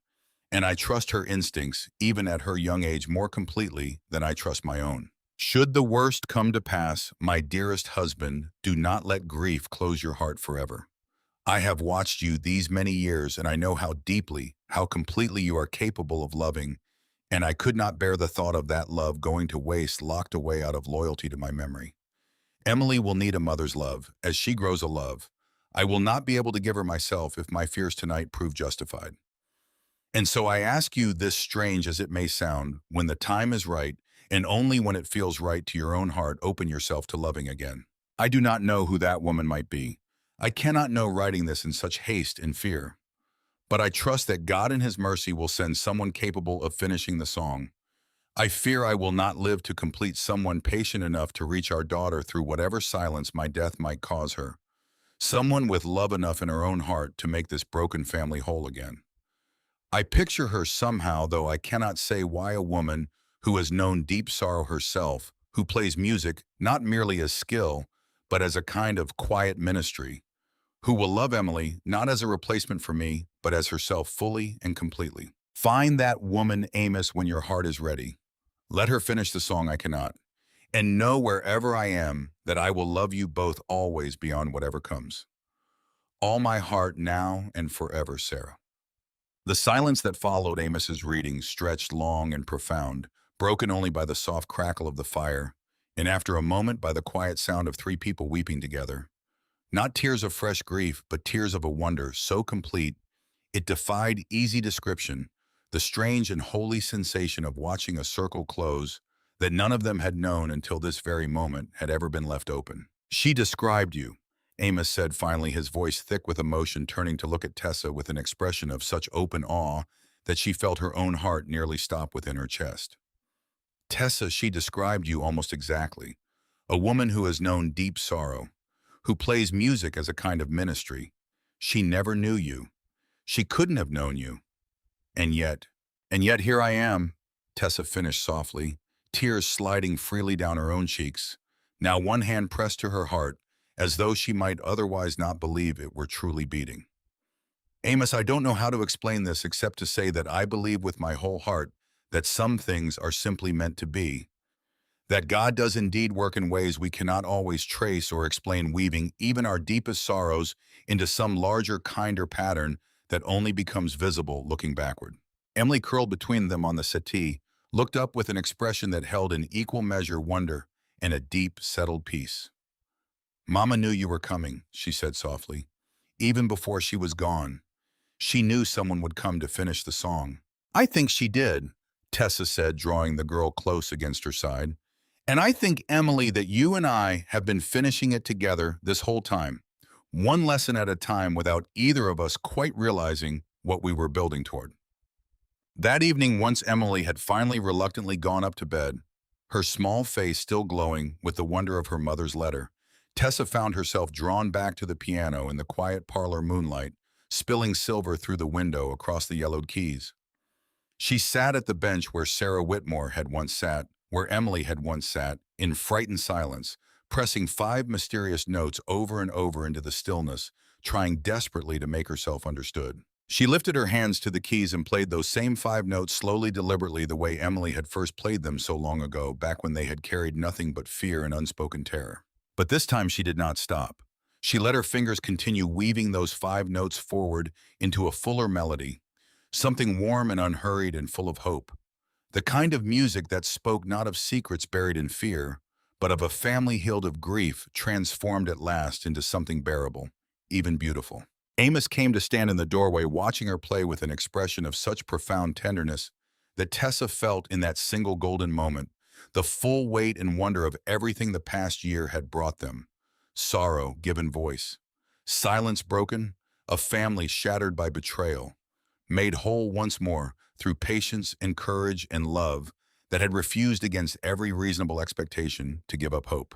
The 5 notes that had once carried nothing but a frightened child's unspoken terror had become at last exactly what Sarah Whitmore had always hoped they might. The opening notes of a new and hopeful song, played not in fear, but in the deep and settled peace of a family finally completely healed. Outside, the first snow of winter continued falling soft and silent across the Montana Valley, blanketing the ranch in a hush that held this time nothing frightening. Within it, only rest and renewal and the quiet abiding promise of everything still to come. Years later, when Emily Whitmore had grown into a young woman herself, she would tell this story to her own children gathered close around a piano in a parlor, not so very different from the one where it had all begun. A mother who loved music not merely as skill, but as ministry. A father who had learned that healing meant carrying grief differently rather than setting it aside. And a little girl who had found in the darkest silence imaginable the courage to finally let her voice be heard. She would tell them of the 5 mysterious notes that had once carried nothing but fear, and how those same 5 notes had become, through patience and love, and the slow, careful work of healing, the opening phrase of an entirely new song, one of hope and forgiveness, and a family made whole again against every reasonable expectation. She would tell them, too, of her mother Sarah, whose courage in confronting a terrible truth had cost her everything, and whose final letter, hidden so carefully within the piano she loved, had guided her husband and daughter toward a love neither of them had believed themselves capable of finding again. That first Christmas, as a properly joined family, had brought its own quiet wonders. Snow lying thick across the valley, the ranch house glowing warm against the winter dark, with evergreen boughs strung along the mantel, and the smell of Mrs. Doyle's spiced cider filling every room. Emily had insisted on decorating the piano itself with a small garland of holly, declaring that the instrument which had helped carry her back to speech deserved its own share of the season's celebration. On that Christmas morning, Emily had presented her parents with a gift she'd been secretly practicing for weeks, an original composition entirely her own, performed with a confidence that would have seemed impossible back in that first silent autumn when Tessa had first arrived at the ranch. It began unmistakably with the same 5 notes that had once carried nothing but fear, woven now into something fuller and warmer, a melody that rose and resolved with unmistakable joy. "I call it the song we finished together," Emily had announced shyly when the last notes faded into the contented hush of that snow-quiet morning. "Because Mama started it, and I couldn't finish it alone, and then you came and we finished it together. All 3 of us." And she would tell them finally of the woman who had answered that impossible, hopeful prayer, a music teacher who had walked into a silent house carrying her own quiet grief, and who had found there, waiting patiently to be discovered, a family worth healing and a love worth every risk it had taken to embrace it. By the following spring, exactly 1 year after Tessa had first driven her borrowed buggy up the frost-heaved road toward a silent house, she scarcely knew the Whitmore Ranch had transformed so completely that visitors who had known the family through its darkest days sometimes remarked on it with open wonder. The fences stood mended and strong, the cattle grazed fat and plentiful across pastures no longer troubled by sabotage or theft, and the house itself, once so quiet it seemed almost to hold its breath, now rang constantly with the ordinary joyful noise of a family fully alive, Emily's laughter chasing through the halls, Amos's low answering chuckle. Tessa's voice raised in song at the piano, while her stepdaughter accompanied her with growing skill. Emily had grown noticeably taller that year, her childish roundness beginning to give way to the leaner lines of the young woman she would eventually become, though her wide gray eyes, her mother's eyes, still unmistakably retained all the warmth and curiosity that had once seemed lost to her forever.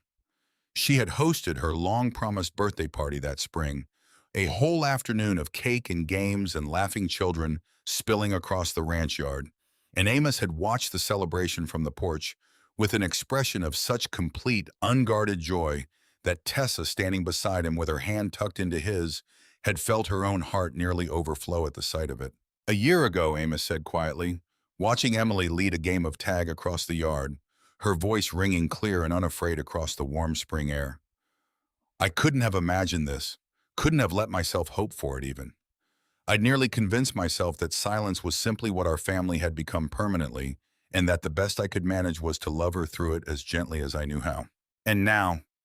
Tessa asked, though she already knew his answer, could see it plainly enough in the soft warmth of his expression. "Now I understand that love doesn't merely endure the darkest seasons," he said.